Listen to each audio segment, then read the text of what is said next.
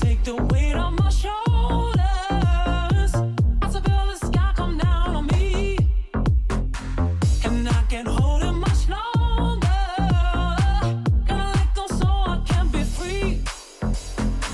Yeah, yeah. Oh, oh, yeah. Yeah, yeah. Oh, oh, yeah. Yeah, yeah. Oh, oh, yeah. Yeah, yeah. Oh, oh, yeah. Say it again, Kratz. Wait a minute. Did Yamamoto sign? He's a Yankee, Todd? Nah. Well, which so report were you looking at? deflating. Because we had more fake news spiraling. I follow other sports, and they told me that they signed with the Yankees. What did I Yeah. tell you, Kratz? I told Oh, you one thing the whole year, and you didn't listen to me. If you Said, taught "Don't him follow one the thing, football Scott. shows for A lot of baseball news." You told me Didn't a lot I say of that? You told me a lot of things. Yeah, but the one thing I said, take this with you, my friend. Do not follow football shows for baseball news. Yep. Fair. Only baseball shows for baseball news. And If then you know, you know. everybody's trying to be first. If you ain't first, you're last, okay? Then if you're first and you're wrong, you're dead last and you'll never Then you're be last. first again. Then it doesn't Especially when matter if it's you're this first. magnitude, right? And when you try and tell people how confident you are about something. Hey, Ken Rosenthal is going to be on with us later. He's been in the biz for such a long time, and he's got like one mistake ever. And it was him saying that, Scherzer looked like he was going to be a Padre. He didn't even say it like, hey, I'm like some of these we've seen lately, like I'm confident my sources say this. And Ken is still like always thinking about it in the back of his head. Just should show you what a pro is versus an amateur in the biz. But anyway, free agency starts now. Okay. I just looked at a Bob Nightingale tweet right before we went on saying a lot of execs are getting excited. Not necessarily going to be very exciting for the next week period because some front offices actually chill out a little bit. But free agency starts now. We're going to talk to Russ Dorsey in about 10 minutes and get into things, but we're going to dive in right off the jump here, okay? Let's charge the damn mound. Yoshinobu Yamamoto is a Los Angeles Dodger. Oh, man. Hey, this guy. Go ahead, Scott. You finish it. Oh, I didn't want to do like the not one, not two, not three. I don't feel like that's Otani and Yamamoto's style. And Tyler Glasnow, but Yamamoto, Bueller, Glasnow. I love Bobby Miller. You know who I love? Yeah. I love Shohei Otani. I think he's going to be an up-and-coming star, too, for the Dodgers. Right, Kratzy? He can pitch. He can toss the baseball around a little bit in 2025. That 2025 rotation is better than the 2024 rotation.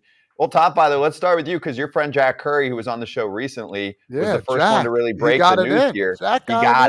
He got it. Once we saw that, we were like, all right, this is legit. He said he heard Yamamoto will sign with the Dodgers for more than $300 million. So first off, if you were living under a rock, he ends up being the highest paid pitcher of all time in terms of guaranteed money, although they stretched it out. So the average annual value is actually much lower than Garrett Cole. But there's Ken. No deferrals, which is the opposite of Otani, who's 97% deferrals. It's 12 years, $325 million, a signing bonus of $50 million, and opt-outs after years 6 and 8. So he can opt out after the 2029 season or after the 2031 season. But wait, there's more. They also pay about $50.5 million to his team in Japan on a posting fee to be able to bring him over. And that's part of why the opt-outs get pushed back pretty far because it's like, hey, we're giving an extra 50 mil. So technically, Garrett Cole costed $324, and this is $325, but really it's $375 to bring a 25-year-old ace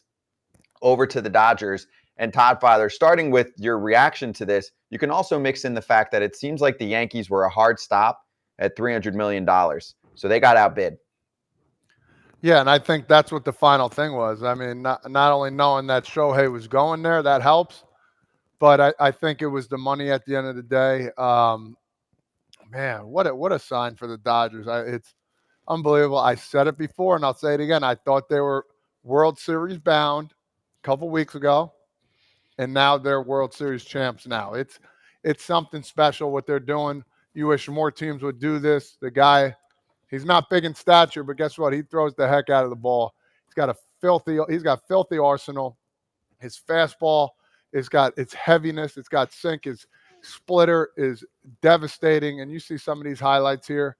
Boys, get ready because this guy's going to come in fired up, ready to rock. And, God, this Dodgers team is going to be one. It might be one of the best teams, or if the best team to be placed on the field in a regular season. This is just, Eric, it's just a beautiful thing for them. I feel bad for the East Coast. They still got to play 162.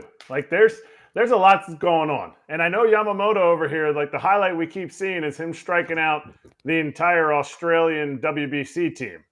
Like that, like there's still some things he has to prove. This is a ton of money for a guy who hasn't proved anything yet in the big leagues. This is not me throwing shade. I know I'm going to get roasted for saying this kind of thing, but he hasn't thrown in the big leagues yet. I don't buy into the whole, oh, he's short. If he gets hurt, like look at Shohei. Shohei's an absolute monster and he gets hurt. Like guys get hurt. Don't put the height thing, but he hasn't thrown in the big leagues yet. I'm not saying he's not going to do good. What I'm saying is this shows you the kind of money that is out there in baseball. What do you think Paul Skeens would have gotten if he had pitched in Japan the last 4 years and then he's coming over here? Paul Skeens is one of the best pitching prospects right now in the game. And he's not, so it's not apples to apples, but there is so much money out there for a free market system for pitchers, for position players, for successful physical specimens that can play this game. And yet a lot of players get stuck to an international bonus fee. They get stuck to a draft slot fee. And it's all the way. That's why a team like the Angels doesn't trade Shohei Otani. I get it. There was other money off the field too. But those draft picks are so valuable. And that's what shouldn't be lost in this whole Yoshinobu Yamamoto signing here today. Hey, we used this, a week ago. What does Spencer Strider get if he's a free agent right now? $1 billion. Doesn't he get 350? He doesn't. To me, I don't think he gets 350. I'm surprised that they went $1 million over what Garrett Cole got. I know it's not the same. It's age, Kratz. I know it's not the same AAV. I know it's age. He hasn't pitched in the big leagues. Garrett Cole was the best pitcher in the big leagues without a Cy Young when he signed his contract. And he got more. He essentially got more. Bryce Harper wanted the largest contract, not AAV. He wanted the largest contract when he signed his to have that moniker. The Phillies gave it to him. They stretched it out to 13 years. Like there's something said about that. And I think I give credit to the Yankees for not going to 325 because I don't know that what kind of precedent does that send to the guy who just won the Cy Young? Like I'll tell you what precedent it sends. Garrett Cole has an opt-out that he can use that can be blocked by the Yankees if they make it 10 years, 360, okay, which is going to happen. So then they can say, hey, Garrett, two things. One, you want to win a chip. The rest of the rotation sucked besides you last year. So this is the market price for a dude like this who enters free agency way younger than even you did. And you still have the overall bigger deal once we kick in this opt-out blocker that gives you 360.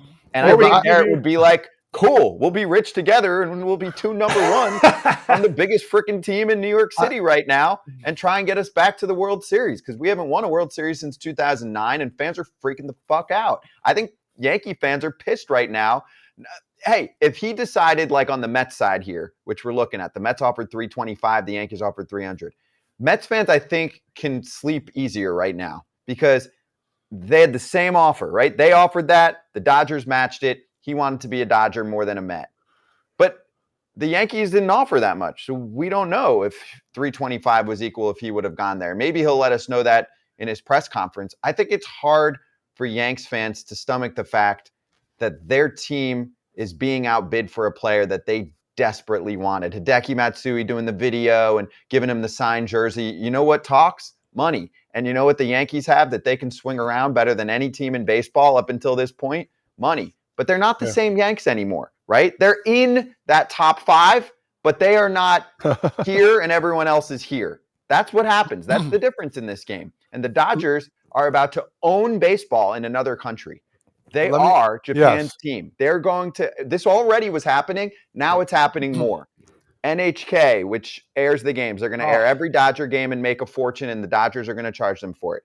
Jersey patches, like Kratz mentioned, the Yankees make $25 a year up their jersey patch. How much now will a Japanese company pay for a jersey patch for the Dodgers? $50 million?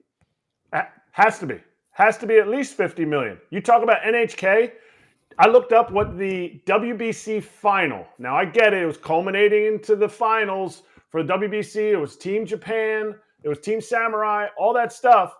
97% of Japanese households watched the WBC final. 97%. And now all of Dodger games are going to be on their network. It's amazing. Now, like you brought up, Scott, how many other players in Japan are like, oh shit, I gotta go now? Like you know what I mean? There's tons of them. I shouldn't say tons. There's a handful of players that are like, damn, that much money could be made playing in the biggest stage in the world. Okay, I'm telling my coach next year I'm leaving. Like there is an opportunity for these guys if they see this window. I want to go over. Like let's go. They see what these guys are making. What's his name for the Giants? Just got, what did he get? Jung-Hoo Lee got $113 million. $113 million. Which many say is an overpay, but hey, look at the market right now. For a leadoff guy, basically, dude. Not even a power hitter. Like if I'm in Japan, I'm like, all right, my main goal is to get over there, and I need to do it ASAP. And listen, if there's money to be made, there's money to be made. You got to go where it is. And these guys have found a way. So the hype is real. But Kratz is right. The system plays better overseas than it plays here, okay? Yeah. Even if you're a first-round pick, maybe a high first-round pick, and you're getting $10 million on a signing bonus, you're still now entering a system where you're probably not going to be a free agent until you're like 28, 29, 30 years old. If you're a star athlete in Japan, okay, you're probably now watching Otani and Yamamoto play on the Dodgers every day and being like, that is my dream. If I am a star, I want to play in NPB, get to free agency when I'm 25 years old, enter the MLB free agent market, be rich as hell, and play for the Dodgers, my team that I liked growing up. The Yankees dominated that space in, I think, a lot of the world for a long time with Derek Jeter, almost during his entire career. We still have young players in our game that are like, Derek Jeter's my favorite player, and I was a Yankee fan because of Derek Jeter. I think you're now going to have a wave, especially internationally, of people that are like, Otani or Yamamoto are my favorite player, and I'm a Dodger fan. And if I play overseas and I want to be a baseball player, I'm going to be rich as fuck. The LA hat, that's been iconic. Like the Yankees hat, it's not going to surpass it. I don't see it surpassing the Yankees, but it is going to shift an entire generation. What they did in this last, has it been 10 days since Shohei signed? What they did will shift that. And like when you talk about monetizing that, like I just, when I wrap my head around the patches, the TV deals, the that signs type of in the monetization, outfield. They're almost paying for these guys' contracts out the gate. Yeah, the money is already there. The returns are off the charts. The Dodgers are going to make billions of dollars in both hard cash and actual value to the franchise in terms of how it's worth. So this was an easy dub for them so far, getting two players like that are iconic international legends already. And I just looked it up. This is a name everybody needs to know on the day Yamamoto signed. Roki Sasaki. He pitches for Lotte, I think. Chiba Lotte. I'm not 100% sure. Anyway, Yamamoto, when you watch him pitch, he almost averaged 10 strikeouts per 9 in the MPB. Okay? Yeah, Chiba Lotte Marines. Roki Sasaki is 22 years old. He struck out 13.25. He was a dude that almost threw back-to-back perfect games. Yes. He asked his team if he can be posted next year. Will they do it or not? Hey, you know what? Oryx is getting an almost $51 million paycheck right now. Yeah. It might make teams think a little bit differently because that's all based on the contract. It's like 20% of the contract goes into it, creates that $50 million, $50.5 million posting. Yeah, fee but that Kratz, goes I'm going to back. stop you there because Suzuki's too young. So if he comes out now, then he's got to be like Otani when he came to the bigs. He You don't hits the get slot nearly as bonus. much money. If you wait till you're 25 years old, which is what Yamamoto did, Gotcha. that is the ultimate jackpot. So that's the Okay. only thing. Now, There's it is rules. a Yeah, process usually publicly let everyone know that you want to be posted, and then it takes a year or two. That's just kind of the way that it works out there. So I don't know. And he might be looking at Otani and saying, I want that roadmap. I don't care. I'll go into the bigs, go into the arbitration system and all that. I just want to get across because if I'm a star like that, I'll get endorsement deals too, right? So Yeah. just something to keep in mind. Let's hit our poll question, and then we'll dive into this more with Russ Dorsey, who's waiting for us. Who's the next big free agent to sign? Because a lot of people think the names are going to start flying off the board maybe right after the holidays, but Cody Bellinger, Matt Chapman, Jordan Montgomery, Blake Snell. Watch stadium.com/foul territory. Go vote now. We'll talk to Stadium's Russ Dorsey about Yamamoto. Oh, festive background today. Love it. Dang.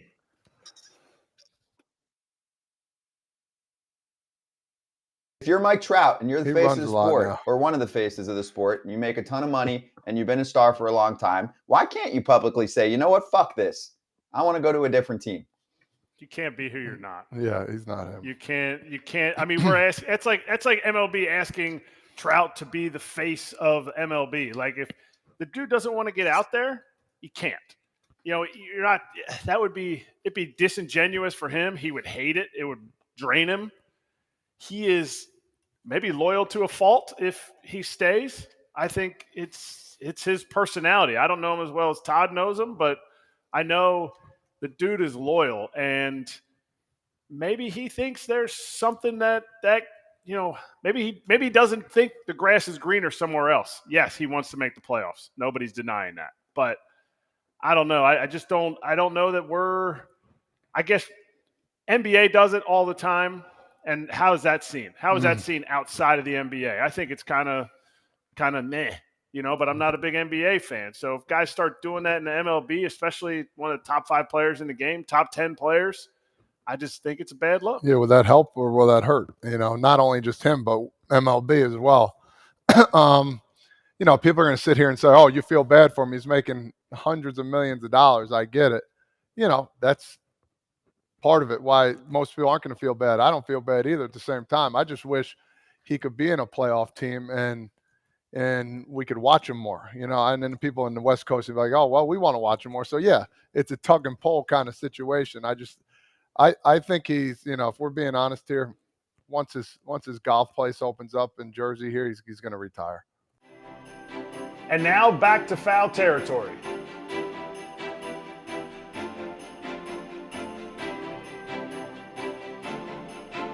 BetMGM World Series odds. Oh, if you thought the Dodgers were going to get Otani and you put some money down on the Dodgers, a few weeks ago? Yeah. Probably pretty happy with yourself right now because the Dodgers are all the way up to plus 400. It keeps moving. Now, it didn't move a ton since Yamamoto went from plus 450 to plus 400, but still, I mean, that is a pretty heavy favorite right now over the Braves at plus 700. The Yankees at plus 900, and then you get to kind of the 4 figures after that. So let's bring in our friend Stadium's Russ Dorsey right now. First off, reaction. Were you surprised to see that Yamamoto ends up with the Dodgers? Because I thought he was going to be a Yankee. I put the Dodgers in the 2 spot in terms of favorites. What about you? No, I don't think I was surprised at all. I think after Shohei Otani signed there, it allowed the Dodgers a pitch that no other team in baseball could make. It's just like, look, we just got the best player in the world who's also your countryman. Come pitch for the Dodgers. And then in 2025, when he's back in this rotation, it'll be you and him at the top. Tyler Glasnow has also come here. And I think it's a little bit of insurance for the Dodgers. If you look at their future, Walker Buehler going to be a free agent after the end of this season. If Walker Buehler, tests the free agent market, you still have Yamamoto. You have Shohei coming back. You have Bobby Miller, who's a stud, Emmett Sheehan. So the Dodgers have really, created a rotation that can compete with anybody in the future.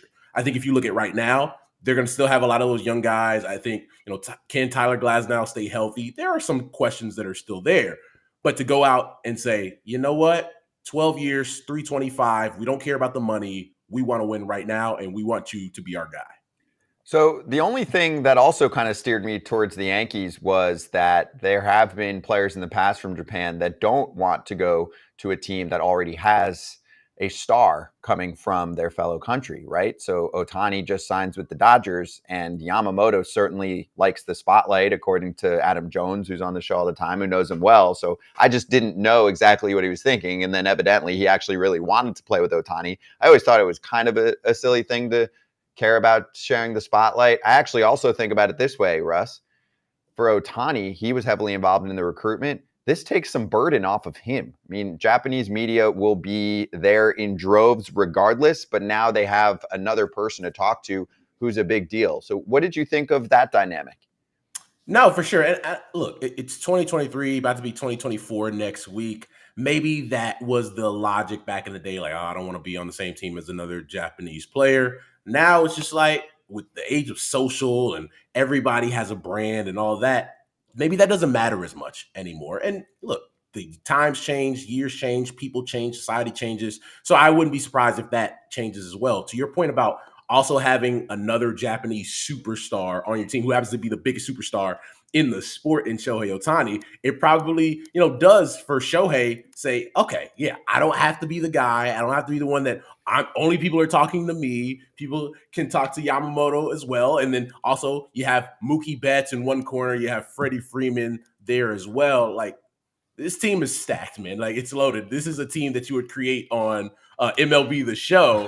But I also think, to Kratzy's point before, still got to play 162, right? So many things, and we all know baseball, so many things can happen over the course of a season. Dudes get hurt. Dudes don't perform like you think they will. And so I'm really intrigued by this entire offseason for the Dodgers, because I think this is something that was long in making for them in terms of going out and getting Shohei Otani and also still having irons in the fire with Yamamoto and Dylan Cease. Then you get Glasnow. And so those prospects that they didn't move for a guy like a Dylan Cease, they still have them, right? If they wanted to go out and fill the rest of their needs, they have the prospect capital to do that.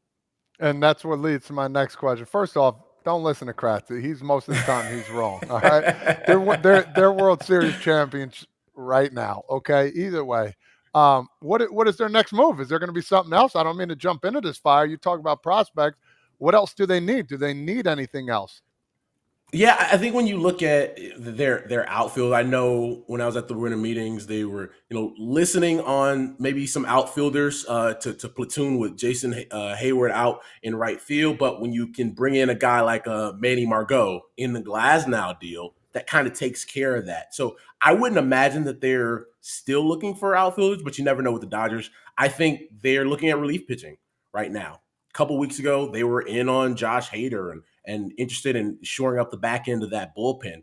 Is that where they go at this point? Seeing as Hader's probably going to get the largest deal a relief pitcher, a closer has gotten, who knows? But I don't think you can ever count the Dodgers out of anything when it comes to money.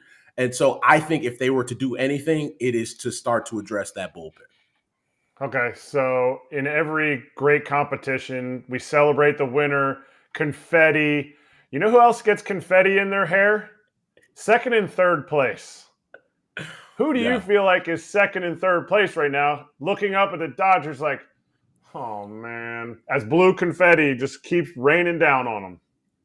Well, the Giants are the obvious choice, right? And for several off seasons now, when you miss out on Correa and you miss out on Judge and you miss out on Harper, you miss out on Machado, at some point you're looking at yourself and like, man, I thought we were a good choice. Like, we had money. And I think you look at their roster now, and obviously they're able to win the Jung Ho Lee sweepstakes. So you bring them in, put them at the top of your lineup, and you look at the rest of that lineup, they're not horrible, right? You have guys that can play in the big leagues, but you ask yourself, who is their big dog? Who is that guy that's going to strike fear in opposing pitchers?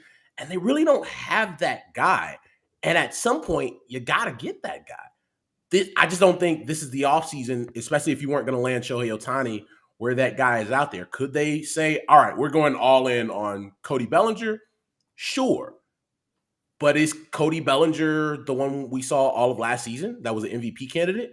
Or is he closer to being the guy that we saw the 3 seasons prior to that? I think they're going to have to ask themselves some tough questions, because are you willing to now overpay for a guy because you've missed out so many times? And one of two things here. Do guys really want to go to San Francisco? I think that's a viable question. I think that's a real question that most people have. Just the same with Toronto. Like, why aren't guys going there? Like, that's the thing. And do you think even if they get one of those guys like a Bellinger or a Chapman, I mean, they're good, but it's not like, oh, we got them. Like, no, their guys are off the board. Like, is it still a win for San Francisco? I think you got to do something. I'm in that area with the Giants, because they had a couple seasons ago that 107 win season, right? Where Buster's last year in the big leagues, he absolutely crushed, right? Played really well, rode off into the sunset. You got the best out of Brandon Crawford late in his career. You got the best out of Lamont Wade Jr. You got the best out of Yaz. And then the Dodgers won 106 games that season too. So it's not like you just wiped out the rest of the division. The Dodgers are right on their neck. And then since that season, they just haven't been able to put the pieces together. Those guys that played so well that year have not played as well since.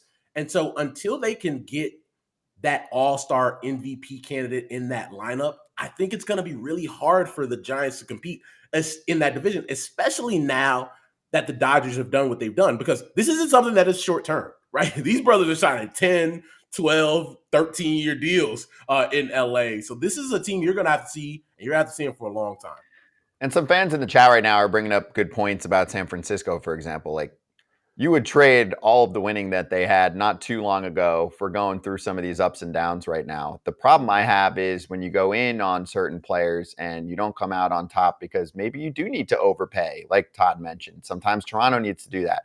San Francisco might need to do that at this current time period based on some of the mediocrity in the past couple seasons and the way that they've platooned and done all of the uniqueness with their starting pitchers that pisses some guys off. And so I'm curious. Let's bring up Dan Shaughnessy's tweet here first in reaction to Ray Ratto, two guys that are very vocal in their respective markets, Ray in the Bay Area and Dan in Boston. So Ray said the best team in baseball history is all the free agents the Giants were allegedly in on. And then Shaughnessy said, sorry, Ray, the in on Red Sox beat the in on Giants. Maybe a 4-game sweep. So we're seeing a lot of that so far this offseason. And also, I just want to take us to what Peter Gammon said, because this is in reference to Red Sox ownership saying full throttle offseason. So the full throttle promise may be a promise them anything and they'll buy it, may result in better pitching than last place 3 out of 4 years. But it has made Craig Breslow's job more difficult. He didn't deserve an organizational credibility issue someone above him sparked.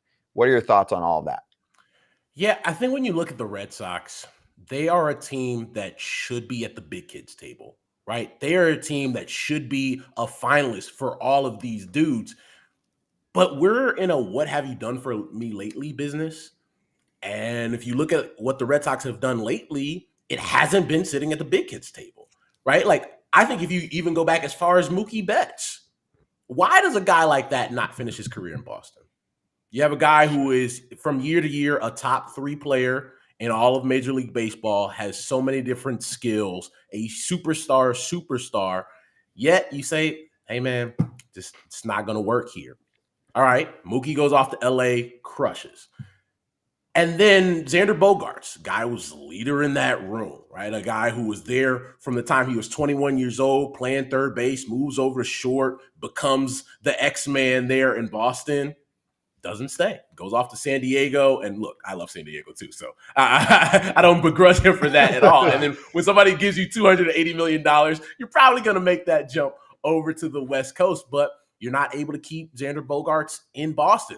Rafael Devers, there were a lot of questions. All right, is this the next guy to become a stud in Boston and then leave and go somewhere else? Well, after everybody else is out the door, yeah, we got to keep this guy here. They're able to figure out that extension for Rafael Devers. But outside of Devers, Tristan Casas having a good year last year. who is that next guy for the Red Sox, right? Is that a guy you're going to develop? Is that a guy you're going to go out and get in the trade market and free agency? They need more in Boston. And I know that fan base wants winning baseball again. They have the guy that they believe is their manager for a long time, and Alex Cora there, but he can't do it with smoke and mirrors. At some point, you need somebody there alongside Rafael Devers, alongside Chris Sale, to really take you in this next era of Red Sox baseball. So they have the pieces there, but the Fenway Sports, they own Liverpool. They put some pieces into Liverpool, but they never make that final push. Are we seeing that same thing with the Red Sox? Because if there was a team that could monetize what Yamamoto brings, it's the Dodgers. They can absolutely dominate the Japanese market with Shohei, and they're essentially probably getting their money back in their salaries already with the other things they're bringing in. They brought over who I thought was going to be the American League Rookie of the Year in Yoshida, and so they could have monetized this.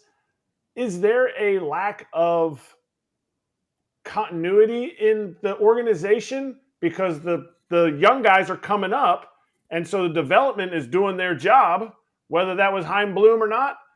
But is it ever going to matter because ownership has seen hey, you know what? We did a little bit here and there. We still won in 18.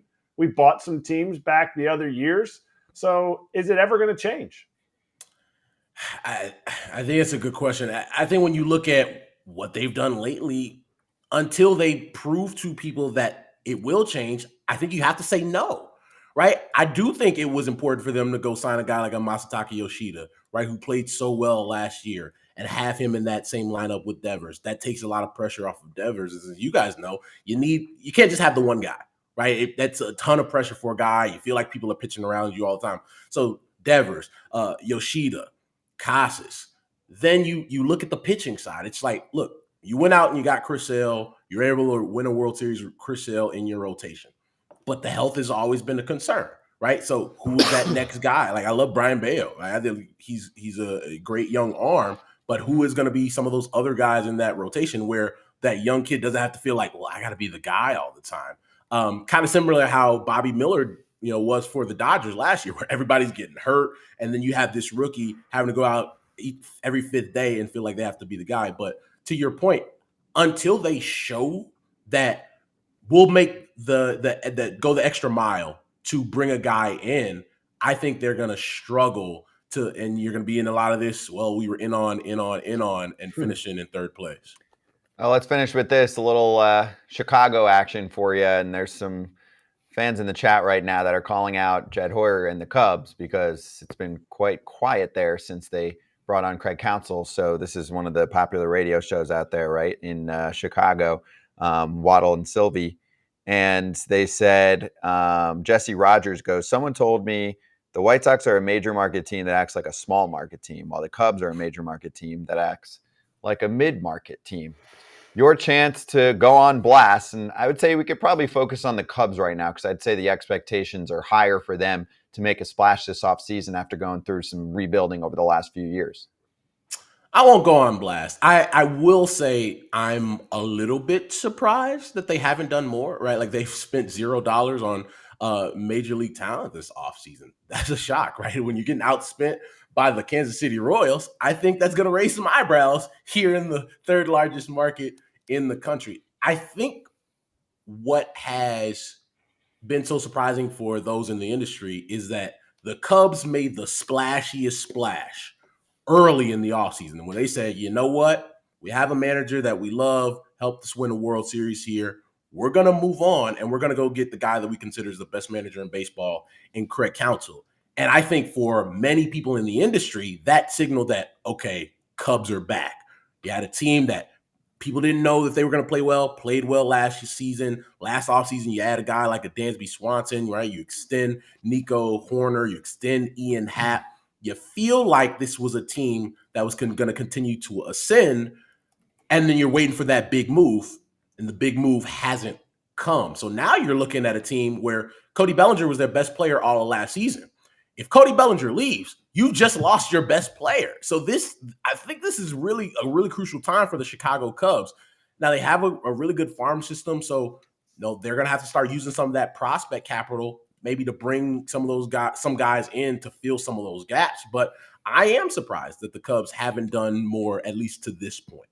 They're on the clock, and some people think free agency starts now, and still about half of those free agents that are on the top list remain. So we'll see what happens, Russ. We'll talk to you in the new year. Happy holidays, dude. Same, guys. Appreciate you. Cheers, man. We'll come right back with JayFish, our next guest. And then, yes, we will get to Papelbon talking Verdugo with some fire in 10 minutes.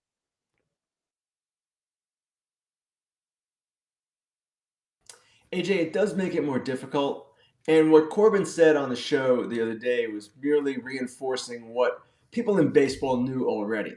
He's represented by Scott Boras. Scott Boras clients almost never sign extensions 1 year out from going to the open market. It's just not something that he wants his clients to do. And Corbin Burnes explained it very well. He said, you guys, I'm this close. I want to test the market, which is completely understandable. A player plays 6 years to get that right to test free agency. Now, how does this affect the trade market? A couple of different ways, and it's a complicated situation the Brewers are in. Their owner, Mark Attanasio, still remembers what happened a couple of years ago when they traded Josh Hader, the backlash that they received, the way that affected the team. And that was in the middle of the season, and this is the offseason, so it wouldn't be quite the same. But he just lost his manager, Craig Counsell. I am quite certain he would like to compete, at least at the start of next season, compete against the team that hired Craig Counsell, the Chicago Cubs, and that is all part of this. And then you get to the contract. So in arbitration this year, he's projected to earn about $15 million. It's $15 million, and it's 1 year. You're only getting him for 1 year. The Dodgers gave up quite a bit for Glasnow because the deal was contingent on the extension. So they were willing to give up more because they knew they were getting him for 5 years. It's different with this, and that depresses the price, depresses the return you're getting for Corbin Burnes. So maybe if you're the Brewers, I wrote about this in my most recent notes column, maybe you say, okay, let's take him into the season. Let's take Adames into the season as well. Willie Adames, the shortstop, also a potential free agent. We can regroup at the deadline if we're not in contention, or we can just see this through and try to make the postseason for, I believe, the 6th time in 7 years. The problem with that is if you keep Burnes and you keep Adames, you probably make Burnes a qualifying offer. You almost certainly do that. I don't know that you make Adames a qualifying offer. And even if you do, for those two guys, you're getting 1 draft pick each. You're not getting a draft pick for Brandon Woodruff, who you non-tendered. And long-term, that compromises the Brewers. And now, back to foul territory.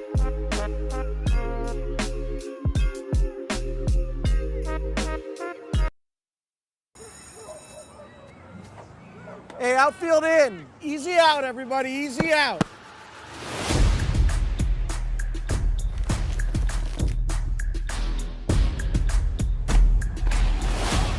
Like I said, easy out.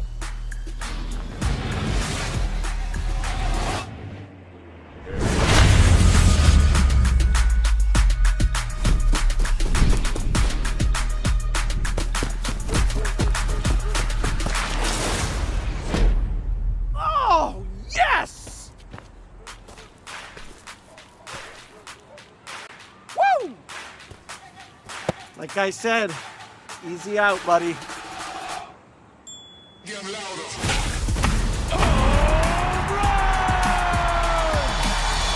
Want to play another 9 innings? Not so tough now. It doesn't get old. That's a classic right there. MLB 9 innings, 23. Special event going on, by the way. So if you log in between 10 a.m. and 11:59 p.m. daily between December 22nd, which is today, and December 31st, you will receive or have a chance to receive a special reward. The reward collection times by server are as follows. And you can see Asia, America, Europe. This is a global game. Let's bring in our friend JayFish for a little more info on this. And there it is. As you can see, the flashy little promo about the event that's going on right now. Very holiday festive feel to it for MLB 9 Innings 23. JayFish with us on Stadium on FT Live right now. JayFish, want to give us more info on what's cracking here for the next week? Yeah, pretty much. End of the year's coming up, and we just got a bunch of different items we're giving out for free.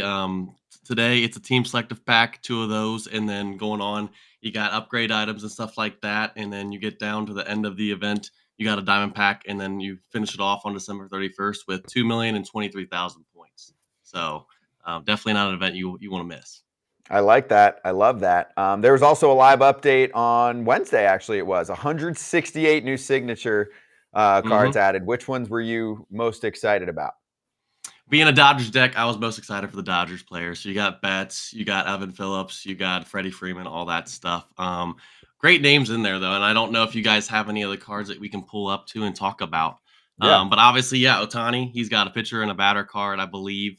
Obviously, the only one besides Babe Ruth in the game.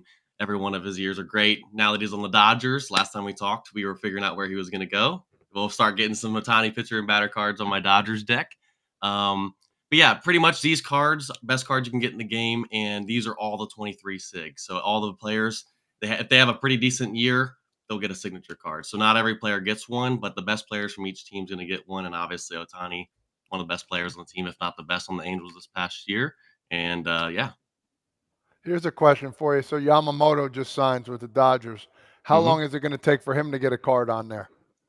It'll probably, for a signature, he'll have to go through the 24 season first. So they have to, Okay. The only way you can get a signature card is play through the whole season. And then normally around December is when they do the signature cards. So these cards were live cards. So they're getting updated throughout the season based off their stats. And once they get locked in, about a month later, they go through select and then they give out these cards. I like that. That's kind of the Erik Kratz initiation, because if you missed it earlier, JayFish, Kratz is like, I want to see who the bigs first, okay? I know you're the highest paid pitcher ever by guaranteed cash, but let me see a season of you in the bigs first. That guy has done it for a while, though. What's up? I'm going to say, never thrown a pension in MLB, and he just signed the biggest pitcher contract, so. Ever. Oof. Wild. Hey, this guy, Ronald Acuna Jr., pretty special, too. So for some people, probably their favorite player to utilize based on the speed, I would guess. I'm going to say, well, the thing is before this year, speed and fielding stats weren't really important. And then they did a revamp of the game. And actually, speed and fielding is actually more important. So that's going to help out this card. Obviously, that's your NL MVP right there. And then Bellinger, a great card, comeback player of the year. So lots of great cards out there. There's some interesting signatures that players got that I feel didn't deserve. That also, there's players that also didn't get cards I feel like that did deserve. And they feel like people get snubbed every year. So air it out. Give me one. Yeah. Give me say one. With your, say with your chest, JayFish. Yeah, don't be scared. I gotta say, injuries do play an effect, but like Aaron Judge did not get a card due to injuries and stuff like that. That's probably my biggest snub. And granted, he was injured, but when he was playing, it wasn't like he had a bad year. So that's a good call, because the guy we're looking at right now also missed a good chunk of time, right? Yordan Alvarez was out for a while. I think he played about a half a season too. Why does Yordan get a card? I don't know how they decide. That's good, healthy debate, though. I like that. Yeah. You talk to your people, I'll talk to my people. We'll figure it out. Okay. We'll hash this out for 2024. Good. And hopefully both of those dudes are healthy for 2024 too. So JayFish, we appreciate you, man. Thank you for hopping on with us all year. Enjoy your holidays, enjoy the game, and we'll talk to you in the new year, okay? Thank you. Sounds good. See you guys. See you soon. And check out MLB 9 Innings 23. Scan the QR code on the screen, and you can download the game for free. Game features include Baseball Heroes of the Past, the City Connect uniforms are on there, the power rankings, the signature cards, and again, that special event is going down right now too. There it is, QR code on your screen if you want to just smash that real quick and take a look, and then we can talk through it in the new year. Go check it out now. And you missed Jonathan Papelbon's comments on Alex Verdugo. We're going to run through them. Verdugo also blasted his former club. That's what he said next.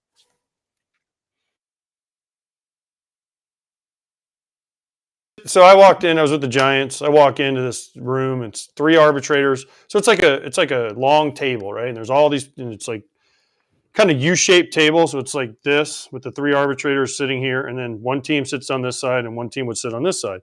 So I walk in, I sit down, and Brian Sabian and Ned Coletti are straight across, I'm like right here, 6 feet away. And I walk in, and they're like this with their feet up. Sorry, I got no shoes. They literally had their feet up? Like this, and they're sitting there. And I walk in, and they're like, yeah, sorry, I got no shoes on. Nasty. It's my house. I can do whatever the fuck I want. Okay? So I walk in, and they, we get to talk for an hour, and all the Player Association people give their case, and they get to talk for an hour, and then we get a rebuttal. They get a rebuttal. And then you walk out of the room, and you're like, all right, thanks. You thank the people. You walk out of the room, and Brian Sabian and Nick Coletti are like, hey, thanks. Water under the bridge. Now we move on to the season. And you're like, after all the shit you just talked about me for 2 hours? Like, Does that stick with you? I mean, it's just interesting some of the things they say, because you're like, that's like, I'm literally sitting there going, that's not true. Like, one of the things they used against me was, well, Jason Varitek had this many I had 5 pass balls, and Jason Varitek only had 4, and he catches Tim Wakefield every time. And I'm like, he has never caught Tim Wakefield. Yeah. Like Doug Mirabelli catches, and it was just all this. I don't know, but I won, so I didn't really. Did you care. win? Yeah, I was going to say that's good. Yeah, good. but as long as you they let me talk though, which was cool because I get to talk, and that was cool. You should have said, "Hey, this front office sucks. They made this wrong move. They made that wrong move." Well, I had just gotten traded though, so I didn't even know them. I was just happy, man. I was like, man, I'm a Giant. I got Barry Bonds, my teammate. I got all these. They had just been really good. Yeah. I was going from a super small market to a big market. I was like, man, this is going to be awesome. And I get and listen to that, and I'm like, damn, this is how they treat people? Yep. But I'll tell this. If you're not going to sign a contract as a player early, like you don't get one of these pre-arb deals done, you should go. Because you want to, you ask Corbin Burnes, now he knows. Yeah. Like, you find out what teams really think about you. And now, back to foul territory.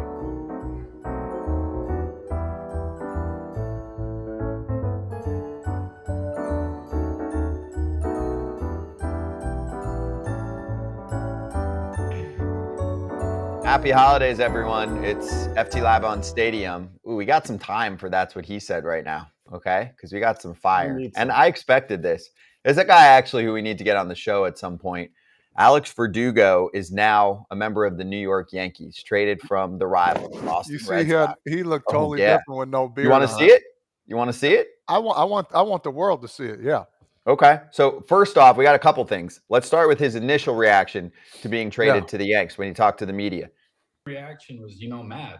I was hot. I was just like, man, they really sent me to the rivals, the Yankees, like this, that. And then, after about a day, I just started sitting back, started thinking, just reminiscing about how this year went with the Red Sox, how just, kind of everything that was going on. And then I started thinking, having guys reach out, Judge, Stanton, Garrett, Rizzo, just these guys started all reaching out and just welcoming me to the team.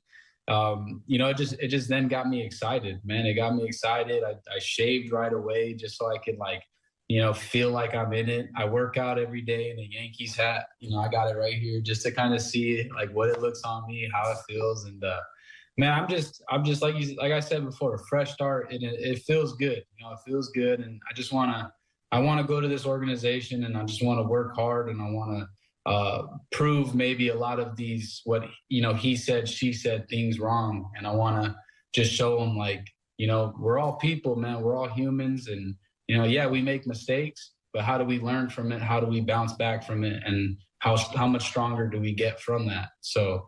I'm excited for, this new fresh start, and I want to win the World Series, man. But, obviously we gotta take it day by day.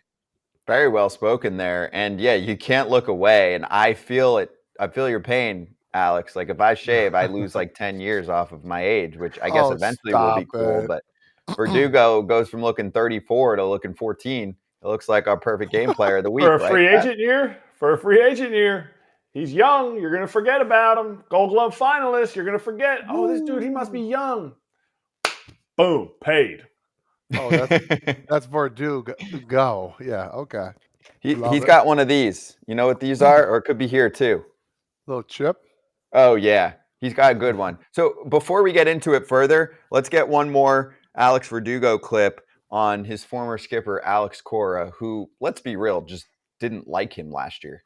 Very, very excited to work with Aaron. You know, I've seen the way he has his back, like has his players' backs. And, you know, the one that really gets out to me is when he's like, these guys are savages, you know, and he's yelling at the umpire. And I mean, that's something I want to see out of my head coach, man. I want to see some fire, some fight for the guys. And, you know, I think just instead of airing people out, you know, have their backs. And I'm really excited for this fresh start and, you know, just to kind of get with the guys and really just, you know, just change the narrative, man. Go out there, play hard, work hard, and just have fun, man. That's the biggest thing. Oh, and we go right to Jonathan Papelbon's tweet. Verdugo is a bitch. Cora has his players and teammates' backs more than anyone in the game. You aired yourself out by being late, lazy, and unproductive. If I played for Cora, I'm drilling this. Just saying. Now, Papelbon works for NESN too, for the Red Sox TV network. He's been on some FT stuff over the past few months too. I mentioned that he's on NESN not because he would alter what he says, because Kratz, he says whatever the fuck he wants. But I think he just has some good insight on following the player last year. So his opinion has now been stated.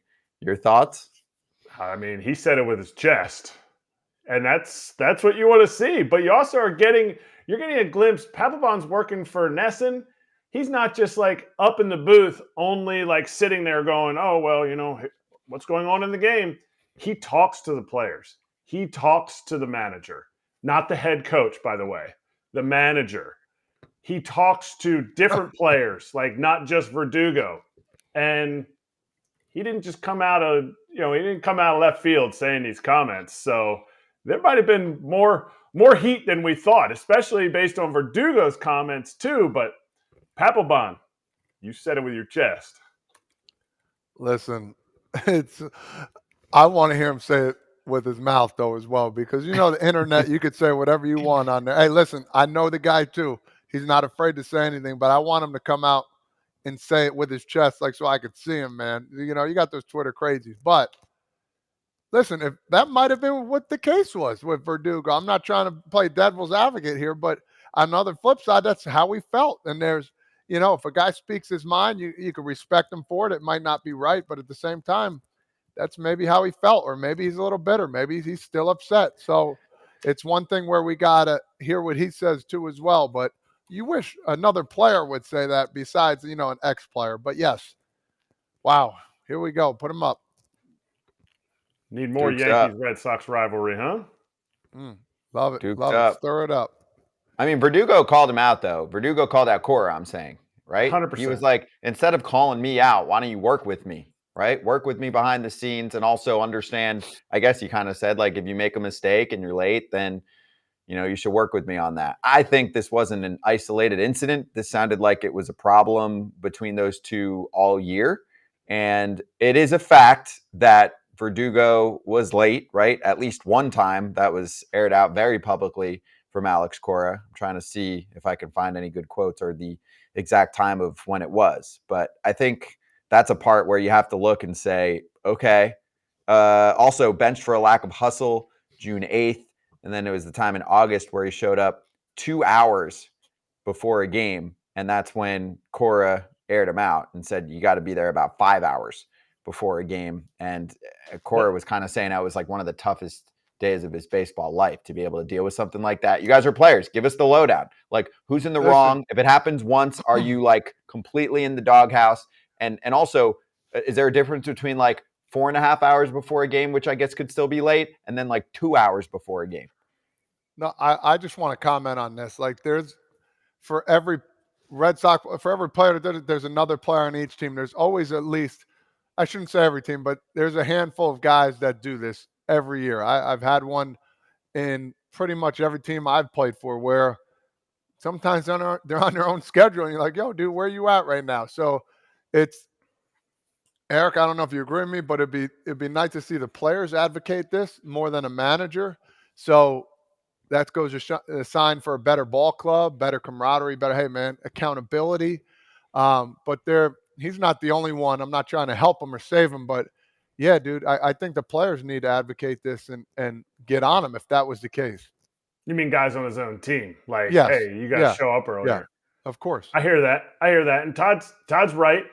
Showing up on time to say you're late, that's tough in baseball because you have a stretch time, but even towards the end of both of our careers, stretch times became pretty fluid. Like, oh, I don't stretch, I'm doing this. Oh, okay, well, that's your program. Like, hey, BP time is this, well, I don't hit on the field. So guys really, like, you got to be late to be called out for being late. Unless Cora's putting on the board, some managers will put on the board, hey, day game, you got to be here by 10:30. Now, obviously, guys show up at 8, kill spread, do their work.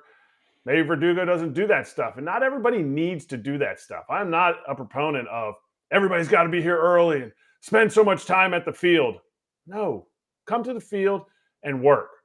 You get your work in, and whatever time you need, that's it. If you're staying healthy on the field, get your work in, be at the field, hang out with the guys, but you don't have to be there and like meander around and like sit at your locker just because you're a rookie or something like that. No, you get to the field and you work. So maybe he felt like he didn't need to put the work in, but it was definitely more than one isolated incident.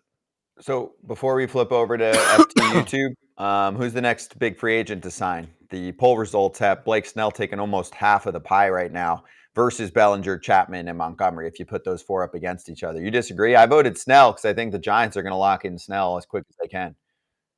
Monty? Snell?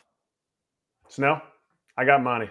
Monty's going first, and it's going to be, I think this is going to be the next Yankee Red Sox rivalry here. I think they're going to both be in on my guy. Okay, we'll see. That's it for us on Stadium. And happy holidays to everyone that's watching us on Stadium. We're going to flip it over to the Foul Territory YouTube channel for hour number 2 of FT Live. That'll start off with Ken Rosenthal with more on Yamamoto and Evan Carter of the World Series champion Rangers. We'll see you on there.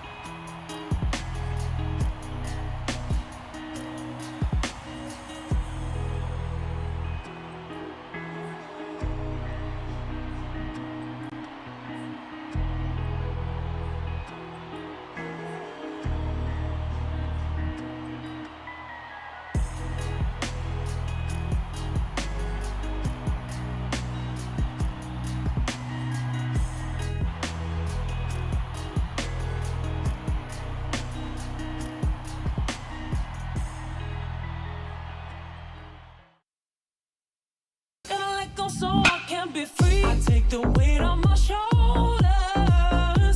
I feel the sky come down on me, and I can't hold it much longer. Gotta let go so I can be free. Yeah, yeah. Oh, yeah. Yeah, yeah.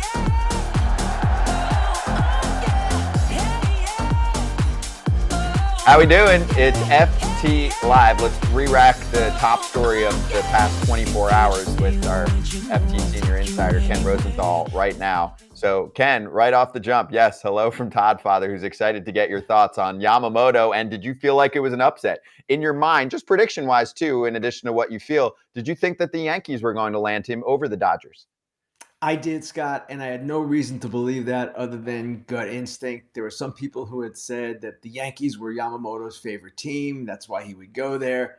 So I was a little surprised, but I always say with free agency, you never know. And prediction is folly for the most part. People can ask your opinion. You can give your opinion, but I had no idea where he was going, and no one else really did either. So The fact that he goes to the Dodgers reinforces, again, the value of Otani's deal to the Dodgers and what it means to them. The fact that he essentially gave them a $68 million loan each year for the next 10 years.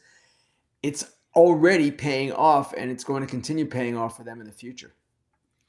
All right. I'm going to be like Kratz. All right. Well, they just picked him up. Now what's their next move? I know it's just happened a little bit ago, but are there other moves to be made for the Dodgers? Because it seems like they're going to be fine. Guys they're like magnets right now. I want this. And vroom, vroom. What's next? Well, they still are under the highest luxury tax threshold for what it's worth. They're about, I think, 8 million or 12 million under. I can't remember the exact number. So they have room if they're paying attention to that. And I'm not even sure they really are paying attention to that. So what they would like to do is add additional starting pitching depth. Remember, Yamamoto has never pitched in the major leagues. Tyler Glasnow has a history of injuries. Walker Buehler is coming off Tommy John surgery. There are a lot of questions still in that rotation. What they could use is a reliable innings guy. It doesn't have to be a number 1. It could be a number 4 or 5. It's just someone you know can take the ball and pitch every 5th day or 6th day, whatever the case might be. Another possibility would be a shortstop. And they like Gavin Lux. They've been waiting on Gavin Lux, but could they maybe do something to upgrade at that position? Yes, they could. And the final thing, I sort of heard this a little bit yesterday. I don't know how much of a priority it is, would be an outfielder, a power-hitting outfielder. But my goodness, the lineup seems pretty well set. If I were them, and obviously I'm not, but the pitching would be my biggest concern still. For Burnes and Adames filling the need of finally a big league pitcher who makes 32 starts and the shortstop need, or are we just following a narrative like they're towing us along here? Well, Eric, that idea has been kind of kicked around for a while now, and it has made a lot of sense from the very beginning. The question is which way the Brewers go. And that's the one thing that I've been having a hard time getting a grasp on. And frankly, they've had a hard time getting a grasp on themselves. They've changed, it seems to me, from my reporting perspective, a few times this offseason on how they want to approach this. And the latest I've heard, and I wrote this the other day, is that the owner, Mark Attanasio, is kind of disinclined to trade either guy right now. Prefer to go into the season, see what they can do. If they do not contend in the NL Central, well then obviously, yes, you could trade Burnes at the deadline, Adames at the deadline, and at least in Burnes' case, probably get as much as you would in the offseason because of the need at the deadline and the lack of free agents available as well. But at the same time, if you hold those guys, and Burnes in particular again, you run the risk of injury, you run the risk, seemingly a low risk with Burnes, of him not performing the way you expect him to perform. And then if you do contend, you take those guys to the end of the season. You get only a draft pick in return if you make them a qualifying offer. They already are not going to get a draft pick for Brandon Woodruff, whom they non-tendered. So long term, it still seems to me it's in the Brewers' best interest to max out on Corbin Burnes right now. They're not going to sign him. He said that as much on your show a couple of days ago. At the same time, I can understand Mark Attanasio's reluctance, given what the fallout was from the Josh Hader trade, and given that they just lost their manager, Craig Counsell, and they probably like to beat the Cubs. At least the owner certainly would have that desire. That's great. What would be the Yankees' backup plan now? They didn't get Yamamoto. Are they going to go for a reliever like a Hader or a Hicks? Like, is there something where, they need another guy, I would assume, on the mound here too to be a starter. So what do you think their backup could be? They definitely need another starting pitcher, and the same type that I just described for the Dodgers, maybe a little bit better. Someone who can eat innings that you can trust. Rodon hurt a lot last year. Cortez hurt a lot last year. Clark Schmidt, still probably a back-end guy at this stage of his career. So they have a couple of different ways they can go here. They've talked about a reunion with Montgomery. At least internally they've discussed that. Shota Imanaga is another Japanese pitcher that is well regarded, not Yamamoto level, but someone that they would be interested in, I would think. And then they could do that and or supplement the bullpen and try to build a big-time bullpen. There are plenty of relievers still out there. Jordan Hicks, Robert Stevenson, Josh Hader, of course. So that's another way they could go, but there's no question they need pitching. And after you go out and trade for Juan Soto and traded a lot of pitching to get him, you're going to need to reinforce yourselves there. Hey, Ken, what do you think about some of the other teams that at least reportedly were in on Yamamoto? San Francisco for sure, and that seemed like the first team that we found out yesterday was told they were out on Yamamoto. We talked a little bit earlier about Boston, Chicago, and Toronto, it seemed like, was in on this sweepstakes as well. I don't know if they necessarily needed a starting pitcher as their top priority, but we still have that like big market list of teams that are going to be looking for this next tier. And it doesn't appear that all of them are going to make their fan bases happy over the next few weeks. No, I'm sure they're not. And there's limited talent in this free agent pool. That's been a problem from the beginning. It's one of the reasons Yamamoto did so well. Remember, Julio Urias has his issues off the field. Nola signed early, didn't come off his best year. Yamamoto became the hot guy in part by default, and in part because, of course, he's so young and so many big market teams were interested in him. So the two teams that I'm watching most closely now, or just most curious about, would be the ones you mentioned, the Giants and the Red Sox. The Giants, they have yet to get that marquee guy. Jung-Hoo Lee looks like he can be a pretty good player for them. He's not what they were looking for. So what do they do now? Do they go out and get Snell and Chapman? Do they go do something else, make trades? I don't know the answer, but they are a team with a new manager, Bob Melvin. They want to improve on what happened last year for sure. So certainly they are to some extent under some pressure here, actually to a very large extent. Same goes for the Red Sox. And we've talked about this. Chairman Tom Werner has told people, or announced basically the day they signed Craig Breslow as chief baseball officer, we are going full throttle. Full throttle so far this offseason has resulted only really in Tyler O'Neill and some other minor moves. That's not what Werner, I'm sure, had in mind. But the questions now become, all right, what can you do to pivot? And it's the same guys, Snell and Montgomery, and trying to get somebody there and trying to build your rotation from the top down. Again, they've got some other guys, of course, but they want that marquee starter.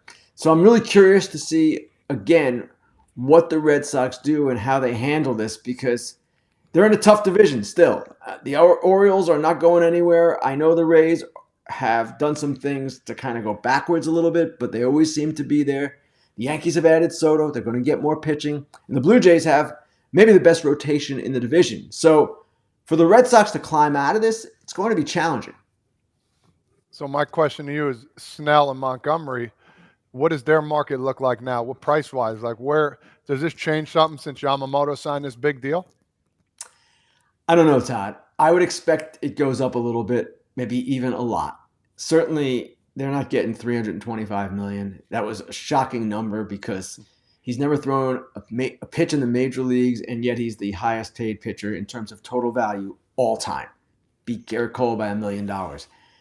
Is Blake Snell a $200 million guy? Most teams, I don't believe, think that. Jordan Montgomery, $150 million, maybe in this environment now because the competition will be fierce for him.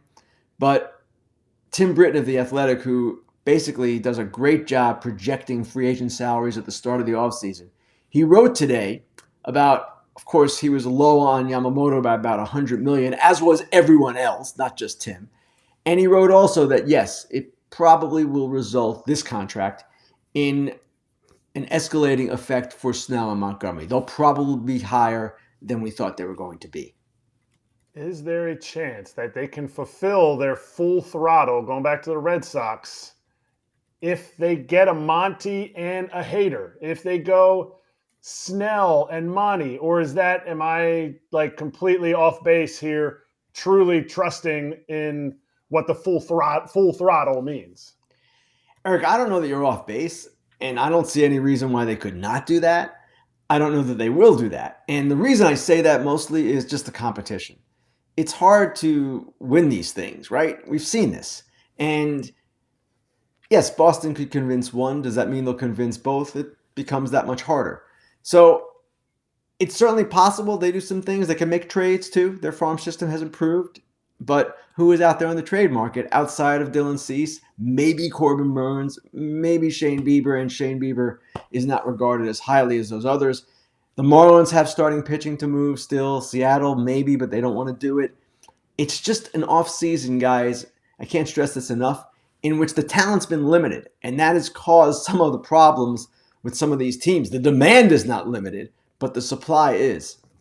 Okay, so let's mix in 2 fan questions here. I'm crowdsourcing the ones that are most popular. Number 1, and this is from Armand. What about the Mets in this equation here? Because I think they're interesting. They certainly went all out. Steve Cohen went overseas, brought him to his house. They had the highest offer that was matched by the Dodgers. But according to, I think, what I've read from you over the past month or so, it's not like they're going to pivot to the next big players on the market, right?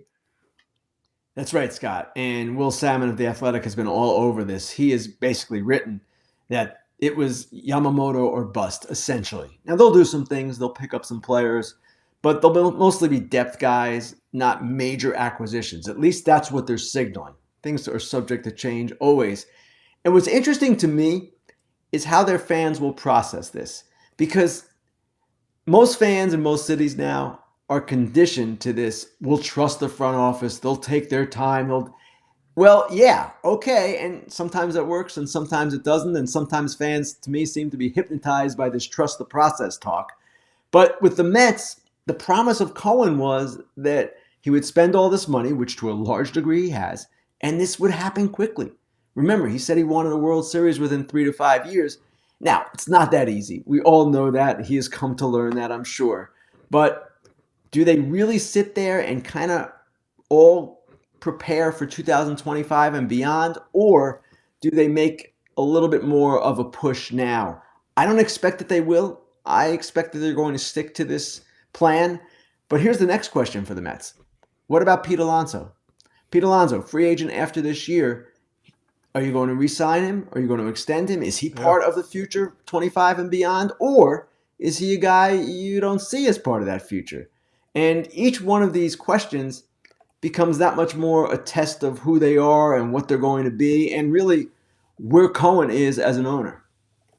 Ken, you grow this game. You grow this game that you and I both love. Baseball needs to continue to grow. Were these signings of Yamamoto and Shohei by the Dodgers something that will squash the growth of the game? Because some fans are saying, I'm not watching anymore. This is unfair, whatever. Even to the point where some owners might be saying that kind of thing. Eric, this is kind of the question of the hour, honestly. And after the Otani signing, I wrote, baseball's not broken. It's good that he's going to the Dodgers. It's a big market. There's going to be a ton of attention. And the idea of a David and Goliath situation, underdogs versus favorites, I don't think that is unhealthy for the sport. Now, I got crushed for that column by people and fans who live in small markets, who lived in Toronto, a variety of people, and I understood it. Certainly I understood it. In fact, the first sentence I wrote in that column was, the usual howls are coming.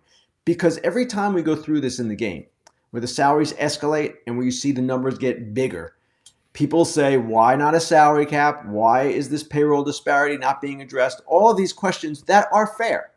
But I don't know, in my view, that this is bad for the game. And in fact, I've written it's good for the game. It's good, one, because all of this attention is mounting. And also, I do believe that with the payroll disparity as it is, it does not always result in competitive disparity. We've seen this time and time again. Now, is it tougher for low revenue teams to sustain it? There's no question about that. Is it tougher for low revenue teams to compete on a yearly basis? I would suggest that's probably the case. But let's see. The Arizona Diamondbacks made it to the World Series last year. The playoffs are more random now because they've been expanded. It's not a hopeless situation if you're a well-run franchise. Now, does that mean that nothing should change and nothing should be addressed in the future? No, I'm not saying that. But what I am saying is that the Dodgers, even right now, look at the Dodgers. And I mentioned this earlier. Glasnow, injured a lot. Buehler, coming off Tommy John. Yamamoto, a mystery until we see him do it in the major leagues. They are not a sure thing. The Padres, the Mets, the Yankees, all were not sure things last year.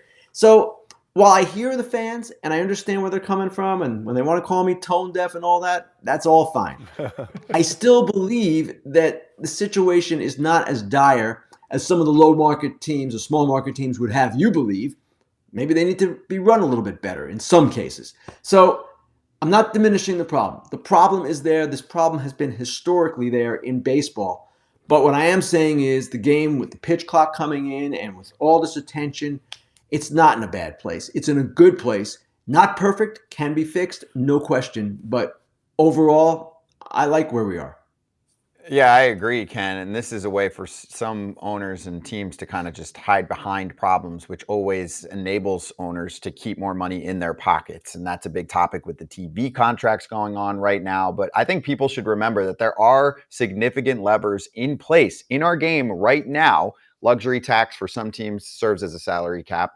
Teams revenue share, a lot of their money goes to smaller market teams. Even the Padres, like you mentioned, actually were in the revenue sharing in terms of giving money away. And it even affects their draft picks, right? Like there are so many levers in place that I think some people don't realize that actually put us in a position where a smaller team like the Rays, or even this year, I know they've spent a lot in the offseason, but the Diamondbacks make it to the World Series. They are not a big market team. So I feel like we're fine from a parity perspective, don't you? I wouldn't say fine. I would say there are always more levers that can be added. And one thing I've heard consistently from executives with small market teams is, hey, how about more draft picks? Now, the big market teams don't like it as it is, but draft picks do not cost the big market teams any more money in revenue sharing. So maybe you put another competitive balance layer in there. There are other things you can do to push this along to give those teams a greater competitive chance. I can't recall off the top of my head all of the ideas I've heard over the years, but there are others as well. And there are things that can be done. At the same time, Scott, the point you made is one I will make over and over again. Some of these teams, they need to be run better. And the Pittsburgh Pirates, for example, why are they like this every single year? Why? The Orioles are not like this. They, granted, tanked for several years, but so did the Pirates. So did other teams, and they come out of it. Now, again, it's not great, but there are certain teams, I'm picking on the Pirates, but they're one, that frankly need to get it together a little bit. Yeah, it's a good call. And just looking at national TV money alone, we went over this yesterday, and then putting it next to player contracts. I know there's more that goes into it. Sometimes the money just doesn't add up for a team like the Pirates, where you're like, where's the rest of it, right? And I know there's been challenges from the players union, and I mean, if you had to guess, they're not showing you the books for a reason. There's some money going in pockets. So I'm with you. It's a great day to celebrate another big free agent coming over and joining a team like the Dodgers. And there's a lot more to go here. So Ken, appreciate the time. Happy holidays to you. We'll talk to you in the new year. All right, guys. Thanks a lot. Thank you. Ken Rosenthal with us on FT Live on the Yamamoto signing, and also host of Fair Territory. This week's topics, including Hall of Fame candidates, Ken's 5 favorite things in 2023, Grilling Ken, a little dude and dork of the year. And you'll be able to check out that last episode of Fair Territory that will be released coming very soon. That show should be posted on Tuesday, but stay tuned, obviously, on our socials, and we'll let you know. There is a Fair Territory from this week that's up there now, but the next one will be there for you on Monday or Tuesday. YouTube, Spotify, Apple, wherever you get your digital shows and your pods. So before we get to Evan Carter, Texas Rangers rookie sensation, in about 10 minutes, we do have on the same topic everyone's favorite game. The world's smallest violin. These people bust their ass. This is a hard job. That's my favorite. That's my favorite little animation. Owners crying poor. There's nothing quite like feeling bad for a billionaire that is not spending as much money as a peer or a colleague or a competitor of his in baseball. So we have a number of tweets that we'll roll out to kind of show what this looks like in the social media world. So this one from a fan, BK. Every team could spend this money. They choose not to. I don't want billionaires to make more money. I want my baseball team to be good. That sounds pretty simple and fair. And then Emily Walden said, so you tell me, is this type of spending good for baseball or no? Well, that was the response right there. And I agree. I think our game has trained some fans to care so much about pocketbooks of owners, as if they're only going to be able to spend $3 million at their birthday party instead of $5 million. Like, please don't worry. Their birthday party will still have all the flowers and the champagne flowing. Here's a Jason Benetti fan page.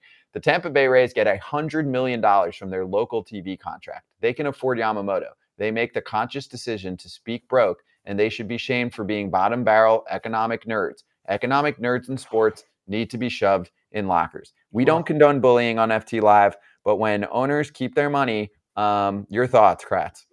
I mean, that was, talk about say it with your chest. I mean, he said it with his fingers on his keypad, but he got some bold letters and everything. My thoughts are they have the money. They have the money. And if they didn't, we said it the other day, they would sell teams for a loss. When it's time to go and sell, it would be a loss and just couldn't get through it. Or what would happen is they would show us the books and be like, look what we're doing. We are doing a civil service here by just owning this team and putting a product out there for you to enjoy.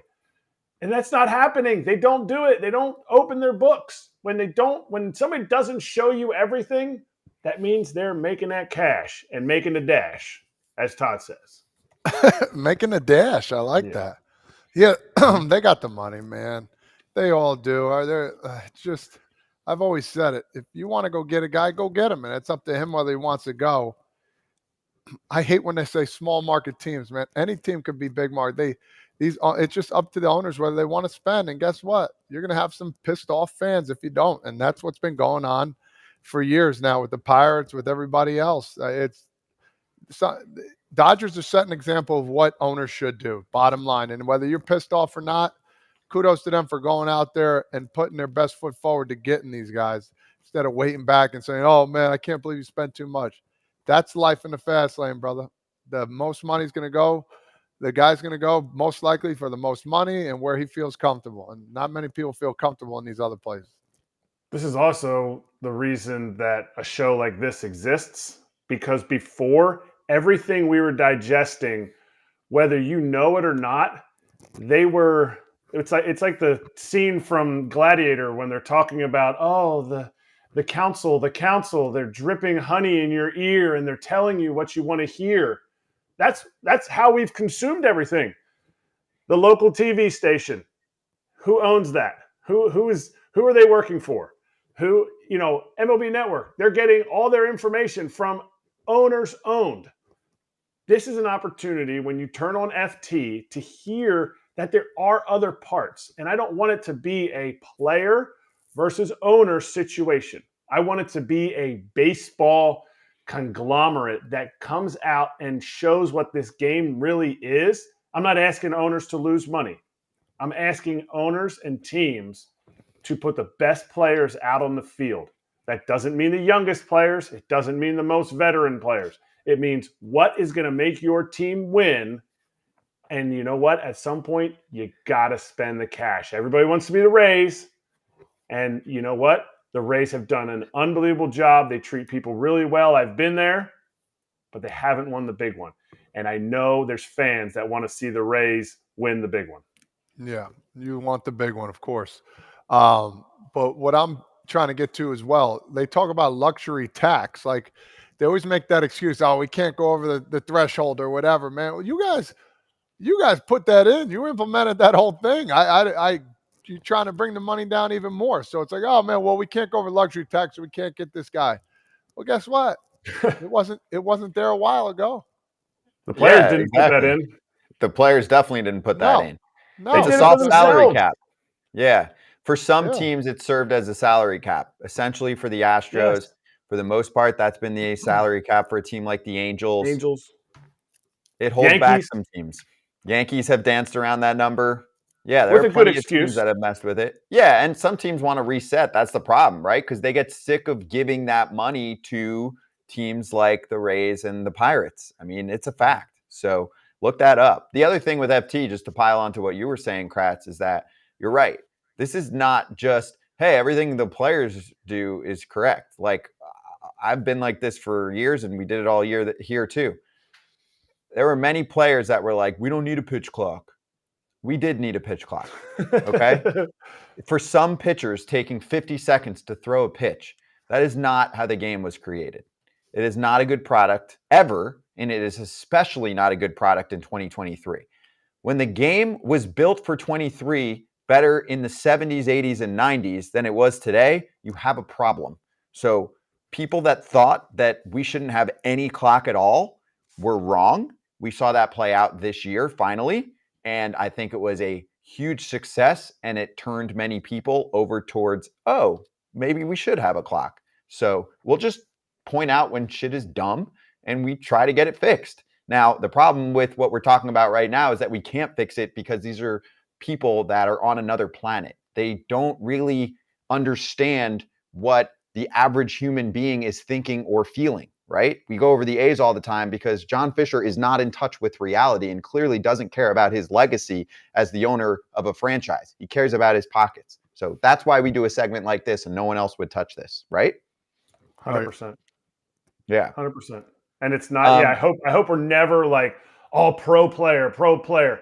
I'm pro baseball. Like, that's one of the things that drew me to be on this show is I hope the game is better when I'm done being a part of it because I really enjoy watching it.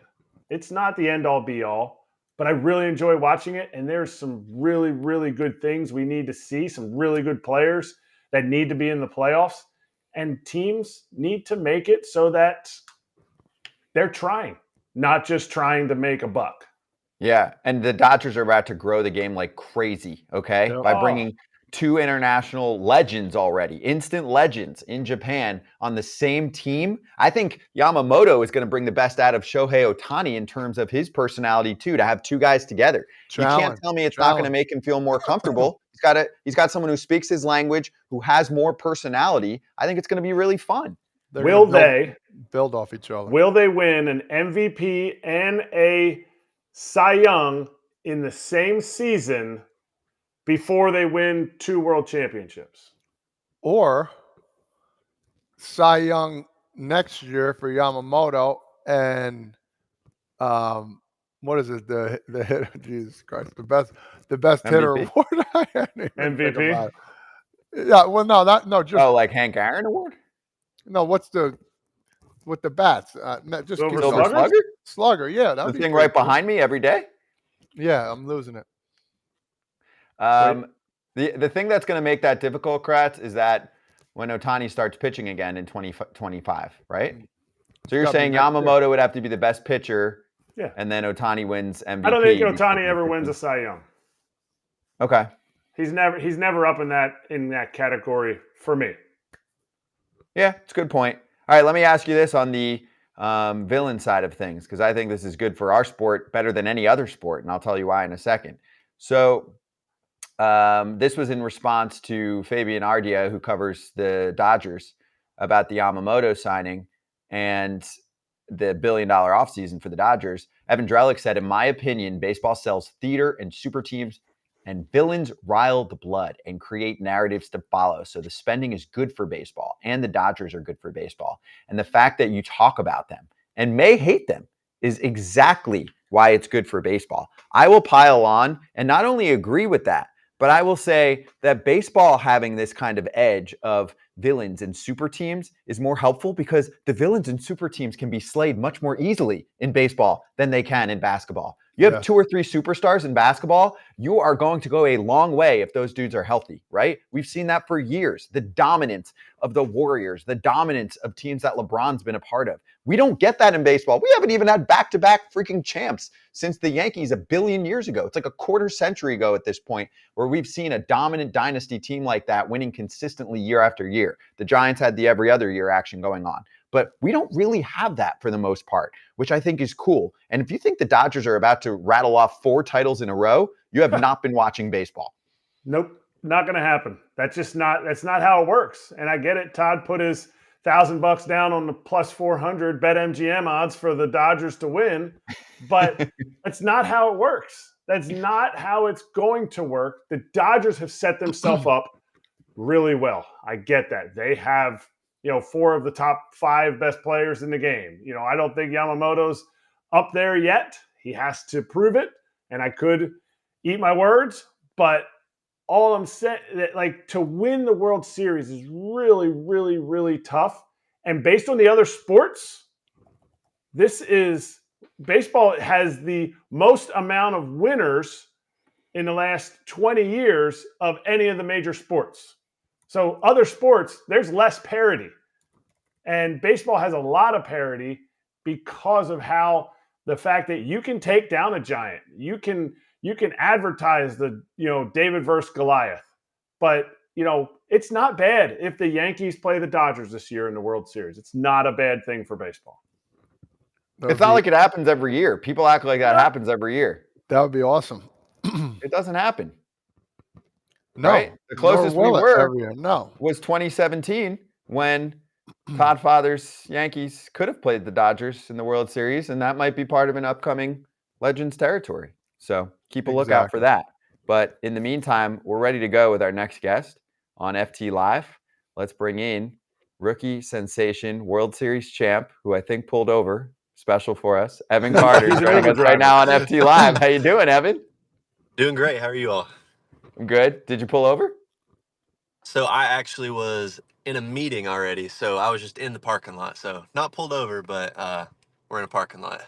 Okay, perfect. That's fair. A meeting. What kind of meeting we got? Trying to make sure I'm not losing my dang money just there with you financial go. advisor, not being stupid. So we're trying to be smart with it. I was hoping that's what you're going to say, because younger ball players need to take a page from you right now, and that should be number one priority right now, making sure you got Christmas gifts under those trees for the family. That's you know right. what I mean? That's right. That's right. Hey, I want to start it off by this real quick. You came in to the playoffs. I did the game there in Tampa, the first game. Everybody, I got to meet you in there, man. And I just want to say congratulations first and foremost. That was unbelievable. What makes you were just so comfortable? It just seemed like it felt like you've been there for years. Is there something, from your upbringing or just the way you go about your business? It looked like you knew what you were doing, and nothing really, scared you or made you uncomfortable.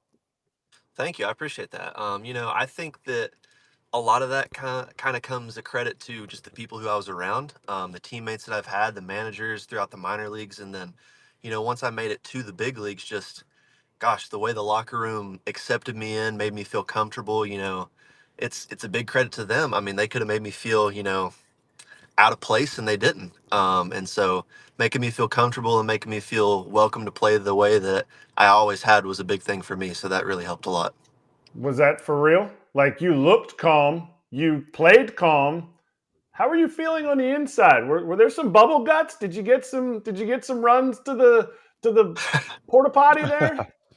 Yeah, I think that my debut game was probably the most nervous I've ever been. I didn't stretch. I just kind of went out there and I could run through a brick wall. But after that, man, I mean, I guess once you get on the ball field, that's what you've grown up doing. That's what you're comfortable doing. And you just kind of go with the flow after that. Definitely before the games, though, is got to get your mind off of things somehow, for sure. Do you think all the travel ball and PG this, PBR that, and all the games you got to play set you up for more success to jump right into the spotlight? Because you weren't really even in the minor leagues for very long to be able to prepare for what you were about to get into at 21 years old. Yeah, I think that no matter what kind of baseball you're playing growing up, just playing the game is great. Growing in that, learning it, just getting comfortable doing it. And, if you can win some tournaments and get used to, get a mindset of we're going to win no matter what, that's really important. I think it's good to cultivate that at a young age for sure. So, Evan, one more on this front for young players watching. Is there anything that they can do if they feel really nervous and jittery at the plate? Because that doesn't work as well in baseball as it might if the adrenaline is off the charts in football and you just smash a dude and end up getting a fumble recovery. Yeah, I think you got to be a little bit more careful now with all the new rules and the the pitch clock and everything. But using your timeout, with some strategy, just trying to, hey, if you're feeling overwhelmed, if I feel myself start guessing like, hey, he might throw this, he might throw that, I'm feeling myself getting tense. That's definitely a good time to use your timeout to step out and just kind of take a breath and get your mind off of things, and whatever plan or approach you had, going up to the at bat before, if you feel yourself getting off of that, you want to make sure that you get mentally back in, locked in with that, and trust what you're going to do when you're going up there. Talk about a planner approach. I felt like you had a really good planner approach. You got the nickname Full Count Carter. I mean, you got that for a reason. So, what is your planner approach? Are you looking for a specific pitch, a specific area, or are you just going up there saying see ball, hit ball? Yeah, so I've always just been somebody, I look right down the middle. And if it's close to being down the middle, I'm gonna swing at it no matter what pitch it is. And if it's not right there, obviously in certain situational things, or two strikes and it changes a little bit, but definitely to starting at bat, I'm not gonna chase. I'm gonna try and look for something down the middle that I can drive. And especially in the playoffs, though, stuff changes, I guess, situationally. Just kind of, we need to score here, move this runner there, getting a little bit more technical. But for the majority of the time, I think I'm just kind of see ball, hit ball right down the middle and go from there. All right, I got a few questions for you about cash. All right, so about December 7th, 5th, or 7th, did you go to the mailbox on December 5th or 7th? I did not. I did not. Who found the World Series bonus check in the mail then? Who picked that out? We got direct deposit this year, so that was definitely a really, really nice early Christmas present for sure. So I'm glad that you're going to see a financial person to take care of all this, because you got a little bit of dough when you signed too. But you know what? It costs a lot to live in the minor leagues, all that stuff. Mm-hmm. The type of player that you are, I'm picking you to be American League Rookie of the Year now that Yamamoto signed with the Dodgers. The type of player that I think you are going to be in your career based on your plate discipline that I'm trying to teach the kids that I coach in high school. Like, this is the guy to look at. Are you open to an extension with the Rangers, and have they talked to you about an extension? I think that, gosh, I mean, you never want to close any doors. I'm definitely somebody who is, I'm gonna listen, I guess. But no, the conversation's not been there. But it's just one of those things that I feel like life kind of comes at you the way it's supposed to. I'm a big believer in that. Just whatever's supposed to happen is gonna happen. So we'll just have to see kind of what comes down the road. Kratz, I'm waiting for a player that we have on, a young player, obviously a pre-arb player that goes, you know what? I'm going year to year, baby. I'm going all the way to free agency, and I'm getting that Juan Soto $500 million action. That's funny. Probably not going to get that from anyone. Of course, you're going to at least listen to a conversation like that. What do you think of what free agency has been so far this offseason, and just in terms of how fun it's been to follow from contracts like Yamamoto and the uniqueness of Otani's mysterious free agency eventually turning into the $700 million, the deferrals? Just even as a fan, how much did you follow that? Yeah, it's been a ton of fun to watch. Kind of get a little bit impatient sometimes waiting. You see all the news thinking, hey, it might happen today, it might happen tomorrow, and then it doesn't. But I think it's really cool to see these people. They're getting gosh, I mean, that's just unbelievable, that the amount of money people are getting, and they deserve it. And I think that's really cool. But it's been a ton of fun to follow. Let me ask you this. Your pitching staff was wonderful, from Monty to Valdi, starting there, just to name two. Now Monty's a free agent. I just want you to talk a little bit about, what the team's looking forward to. You got DeGrom, who's not going to be ready until maybe at the end of next year. Just to name another guy. Like, how do you feel about the pitching staff last year, and what are you guys looking forward to this year? Yeah, the amount of time that I was there, they were absolute nails. Just Monty, for example, every time he came up to pitch, I mean, gosh, it was no runs, one run. It was unbelievable, and made it really easy to play defense behind him, and it made it easy on the offense too. And I've got nothing but trust for everybody on our pitching staff, and I know that the front office is going to do everything they can to get us where we need to be for next year. So it's going to be a lot of fun. I'm going to add to this question, Evan, because this could be one of the most epic comeback situations we've ever seen, okay? So let's picture it's August for the Rangers, and you guys are in a good spot. You're in a playoff position. And then DeGrom, I think right now, is scheduled to come back in August. Scherzer's scheduled to come back around midseason. They signed Tyler Mahle, who I really like that arm. He's potentially going to come back in that range as well. And Clayton Kershaw is a free agent. Those rumblings are always there too. Imagine if you have those 4 guys coming back in August to the Texas Rangers. We've never seen anything like that. If even the 3 of them that are currently on the team make a comeback like that. Yeah, that would gosh, I wouldn't want to face that. Holy cow. That's definitely quite the rotation that somebody would have to face coming in against us. So that would be it's going to be a lot of fun. All right. So we had Ross Stripling on, and he was in the All-Star game with Max Scherzer, and they were on the way out. Max was on the way in. He was starting the game, and he goes to give him a high five, and just crickets. Got nothing. Did you or did you not, as a rookie, try to give Max a high five on a start day? So, funny story. The first time I was actually there when Max started, we were in Toronto, and Brad Miller was like, "Hey man, like here he comes, dap him up, try and give him a high five." And I was about to, I believe Brad. I was about to turn around, fire him up, let's go, this is exciting. And then Brad's like, "Oh God, no, don't touch him, do not touch him." And I was like, "Oh gosh." Like, sorry. He's like, "No, he could have thrown him to the wolves right there. He really could have, but he didn't." I'm thankful, but it was, yeah, I've experienced that for sure. So that's the good stuff. Miller saved you. He was Wow. gonna throw you out there. That is a cold move, but then a great teammate. Good. Yeah, Good he definitely felt bad for sure, I think. Evan, did you have any other learning situations like that emerge where you go up to the bigs for the first time? You don't know exactly all of the etiquette. There's no book besides the Cardinals Way book, and you're on the Rangers. So did you get any tutorials that you didn't know about when you first got up to the show?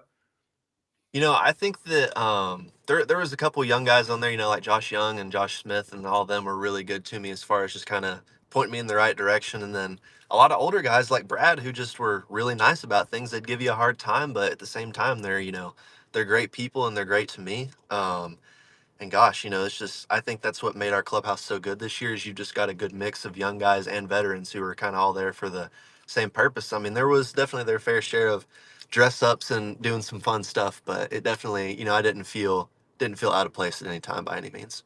What was your favorite rookie? I don't want to use the H word, hazing, but what was your favorite thing? Like, did you have to sing in the front of the bus? Did you have to dress and wear something that you thought was actually kind of fun to do? Yeah, so I did both.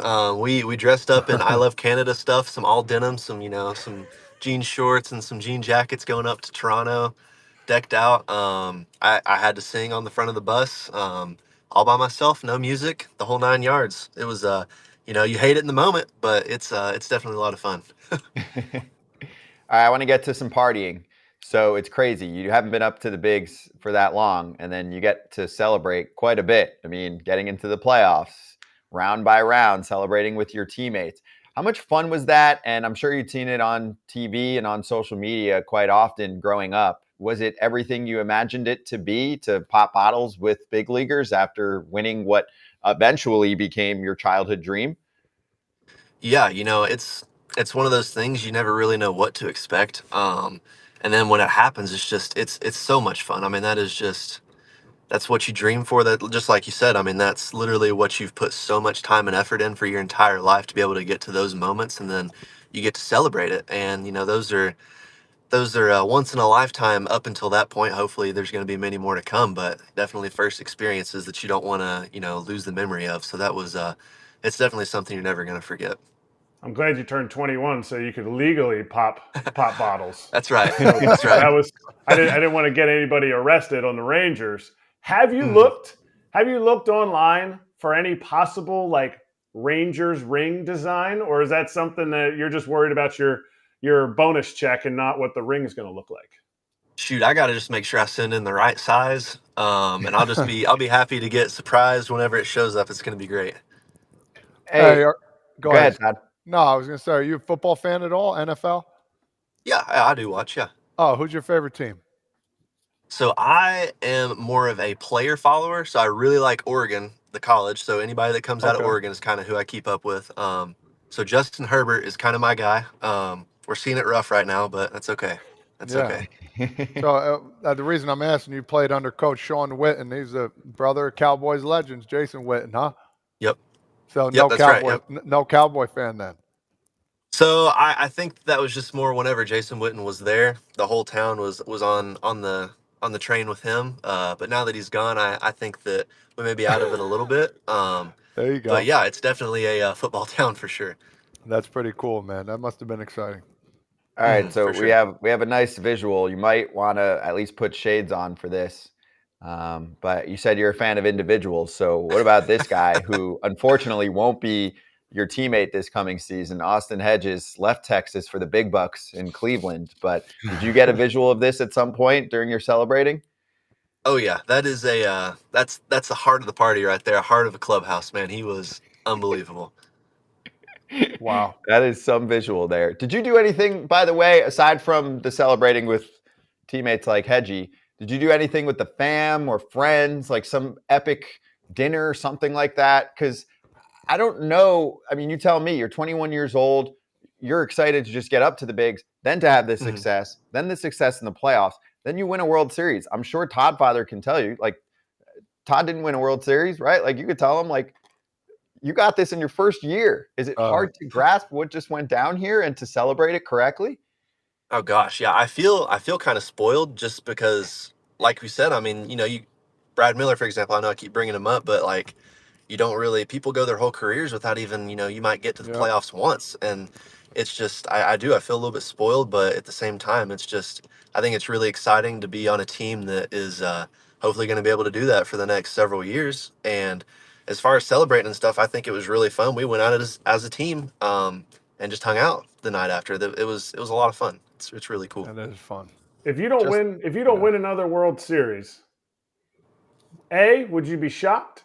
And B, did you enjoy this one as much as you felt like you should have? Yeah, I think that I definitely think I enjoyed it the way that I should have. I mean, gosh, there was really no wrong answers, I guess, in the moment. But as far as, if I think we're going to win another one, I mean, the standard's been set, I mean, that's what the goal is from now on. Every year you're going to want to win. And if you don't, that's the goal for the next year. So you just got to keep trucking along. And, I would be disappointed if we didn't win another one. But, at the end of the day, you can't control anything that happens. But, we're going to make darn sure that, I'll do everything I can to make it happen for sure.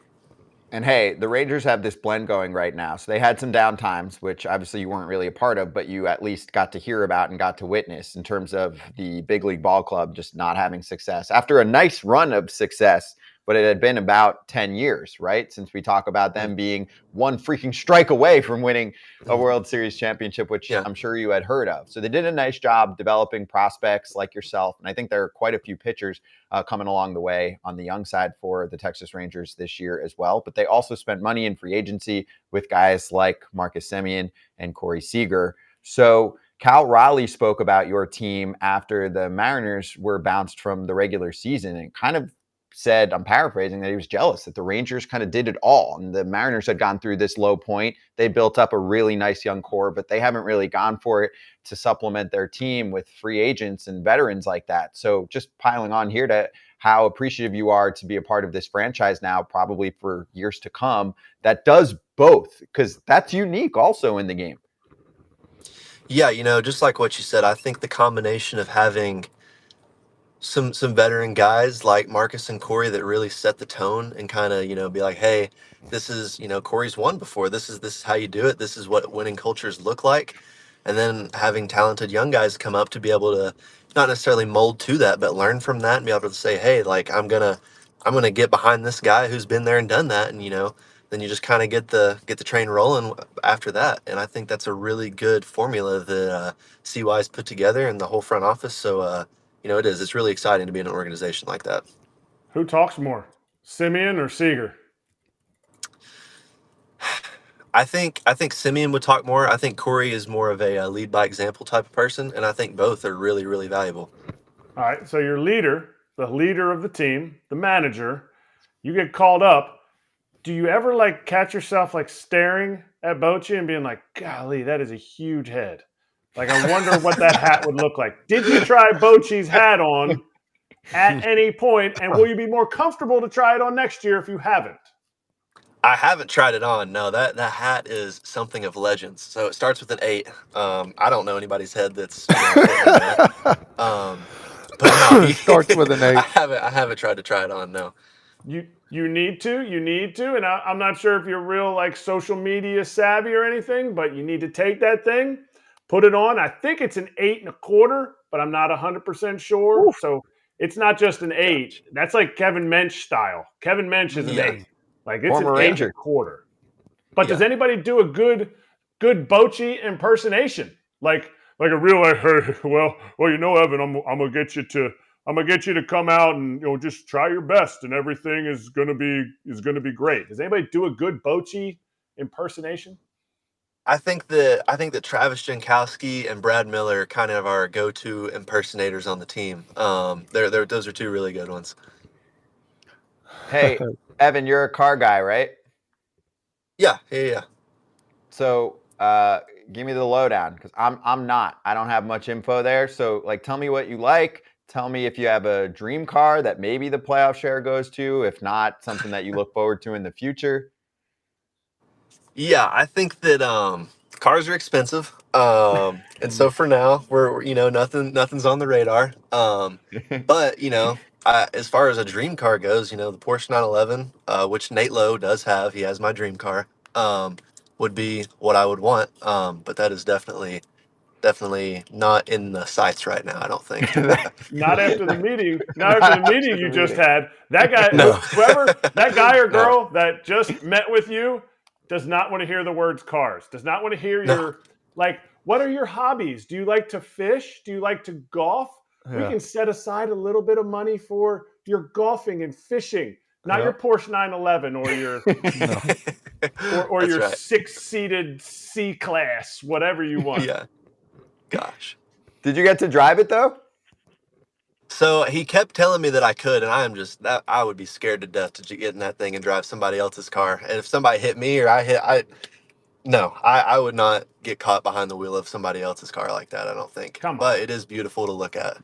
You got to at least do like some parking lot action or something where you feel really comfortable. There's no one around you. You get rid of all of the outside elements of idiot drivers. Gosh, see, I would want to rip it. I would want to go out there and really appreciate it for what it's for, and then I would end up getting in trouble. Yes. Mm-hmm. You wouldn't bring a visitor into the clubhouse and be like, hey, you want to hit BP? And then give them one of the pitcher's bats, if pitchers still get bats. No, they want to get the Corey Seager bat, the Evan Carter bat, and take this thing for a test drive. So there's tons of 6-lane highways out there and around Arlington. Give it a little rip. Yeah, he'll buy another one.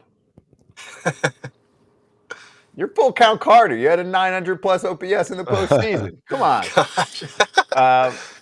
Evan, so last one from me. I'm wondering for you if your life has changed at all since all of this has happened so fast. So you have your old friends, but have you made any new friends aside from your teammates, especially with winning a World Series? Any famous Ranger fans or just, friends around town where suddenly, I don't know, there's a country music singer that's just on speed dial and you're going out to dinner with him. So any cool big league perks?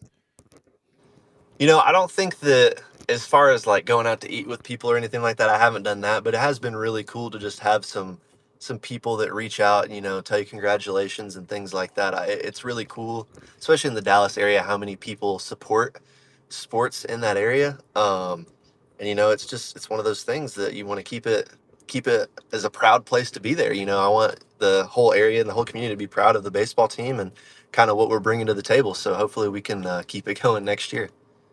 All right. So you're married now for a full year? Yep. I got married at a young age also. I was 21. You were 20. So what is that like for her going from, you might get called up to, holy crap, we are almost going to watch my husband win the World Series? Yeah, it's been a whirlwind. And I mean, as much as she supports me, I mean, she's as big a part of it as anybody, helping me out, with packing bags and making me, keeping me fed and all this stuff. I mean, she does so much for me, making my life easier. I couldn't ask for any better. And, a whole year, this has been a crazy year. You get married, you get called up. This has been a crazy first year of marriage for sure, but I wouldn't trade it for anything. Did you buy her anything with the signing bonus? I mean, that bonus, listen, she doesn't get to see you but 81 days a year. I mean, she might come to Chicago. She might come to places she likes to shop at. But did you get her anything? Because that signing bonus, I mean, it might be a Louis life for her now. Shoot, we went to Europe for our 1 year anniversary, so we went on a cruise in Europe. So if that counts as buying something, we went on an anniversary trip, so that was a ton of fun. Was that for her or was that for you? Both. It was for both of us. It was for both of us. So she needs a gift. Evan, I'm telling you, man. I just celebrated 22 years.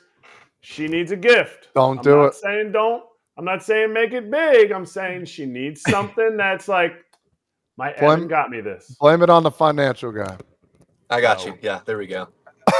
Okay, so you're going to be off the show for this, and I want to surprise people, but we'll send it to you afterward. Like, I just followed you on Insta, so we'll let you know. But Todd Father has a very unique gift that we're going to run at the end of the show. It's a musical gift. So I'm just going to give that hint. That would be a good gift. It's going to touch your heart There a we little go. bit. Yeah. All right, it's going to touch Awesome. the heart. I'll be looking forward to seeing it. It's super unique. But Just Evan, dude, great. Gotta hear it. That's all. Yeah, you got to hear it. It's all audio.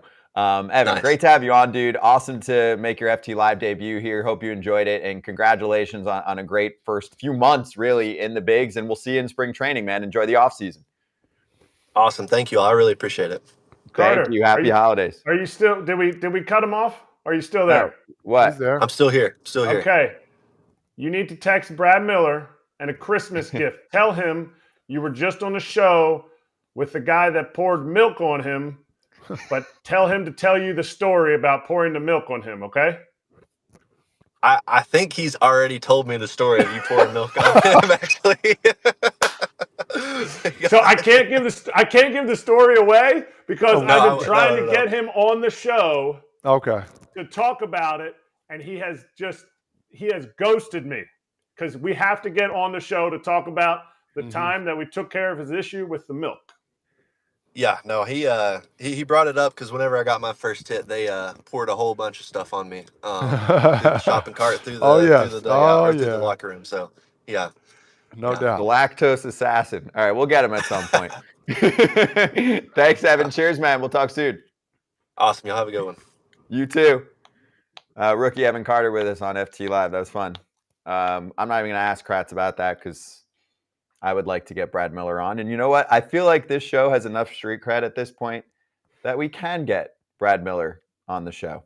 So we'll work on that. I've been trying. He's been ghosting me. It's tough though when you're hurt and then you're a free agent. You know, there's stuff that goes in there. I get it. Once he signs, that's usually the rule. The dudes feel better when the guaranteed check comes in. So We'll get to that. We're also going to get to Shohei Otani's little appearance in LA last night. But before that, a little look from our friends at BetMGM of the continuation of 7 days of parlays, a little holiday spirit boost. You can unwrap a different token to enjoy on parlays this week. Today, it's the NBA. 6 games tonight. Log into your BetMGM Sportsbook account. Go to the 7 days of parlays page. Claim your daily reward. Get a parlay boost token to use on select parlays and same-game parlays each day during this promo. And score a bigger payout if you win your parlay with the token activated. Happy holidays from the king of sportsbooks. Gambling problem or concern? Call 1-800-GAMBLER. Okay, so let's finish strong here.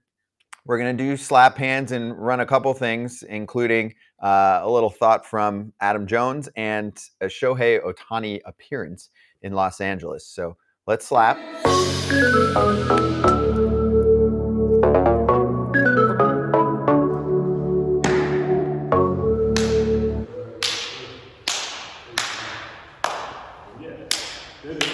Shohei Otani is a man of the people now. It's not so secretive anymore. He's at the Rams game showing face. I like that.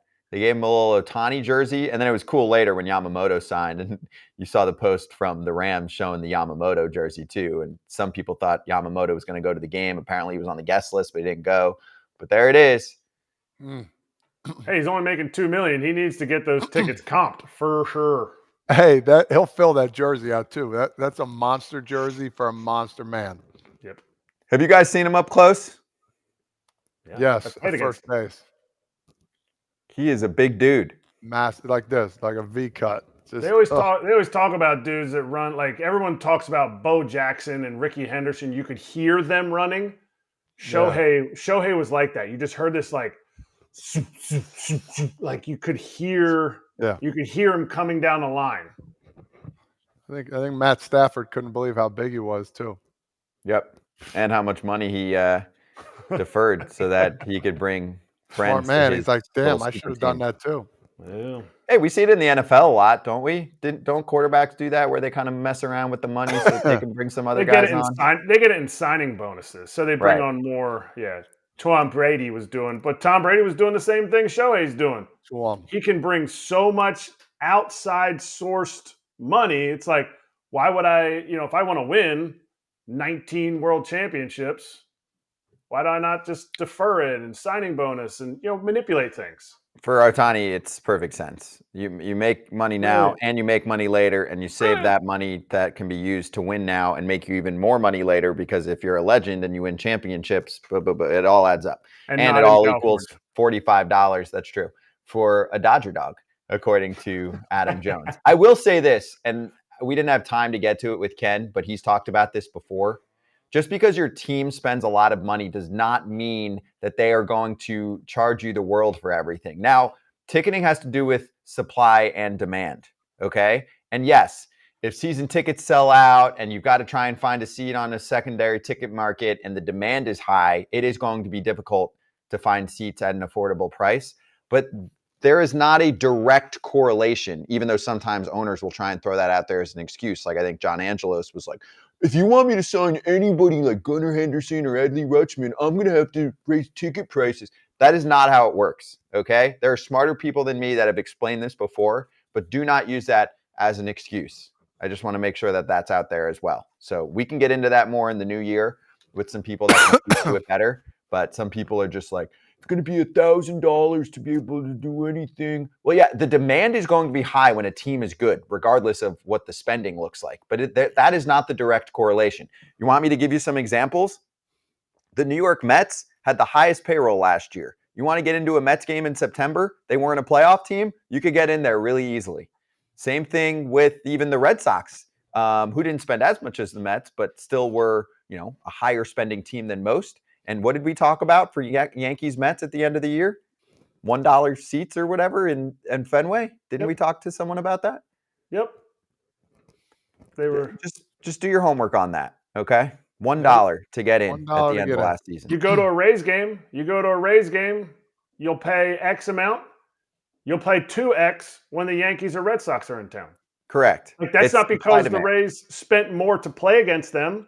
It's the look up where does Shohei open in the States on the road? Isn't it like St. Louis or something? I think those tickets are going for like $470 now. His first road game as well, besides Korea. But that's how tickets work. It's not based on how much you pay the players that are playing in the game. Right. Precisely. What do you got on your head today? Oh, this is for the Todd father. This is for the OG USA baseball when we played in the pre-Mundial. It was the original, like you see the WBC. Nice. It was 2010. So WBC was only place though. Third place ain't gonna do it. It's not gonna do it. I have a gripe with Ernie Young in that one. Yep. Anyway. Very, very last minute shopping. FoulTerritoryShop.com. Hats, super, super soft t-shirts, wristbands. This one, not some of the other ones that I have on me. Stickers, the whole deal. So check it out. FoulTerritoryShop.com. It'll get to you if Uncle Joey's Christmas is not going to be till December 30th. Order it now. You can get Uncle Joey a hat. You know about that, Todd. Or you can sing them a little jingle. You know what I'm saying? Ooh, that's what I'm talking about. Hope everybody's excited for this. We're going to leave on a good note.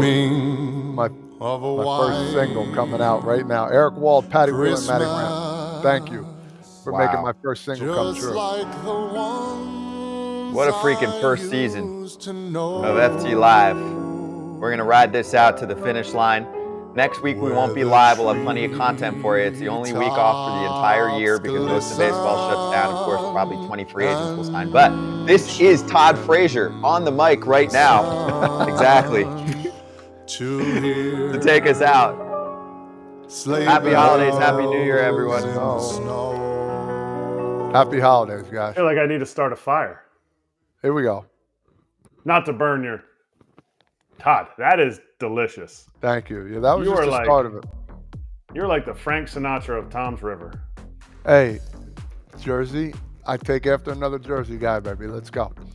Next week, we do have a fresh edition of Legends Territory. That will be brand new for you, and it features Todd, Father, Sinatra, Frazier. Okay? It's a Cheers, good one. everyone. Happy holidays. More Merry new Christmas. new Brew Crew territory, the whole deal. So we pump out content for you, and appreciate everyone behind the scenes, best in the biz. So thanks for watching FT Live. We'll see you on January 2nd for the next live show.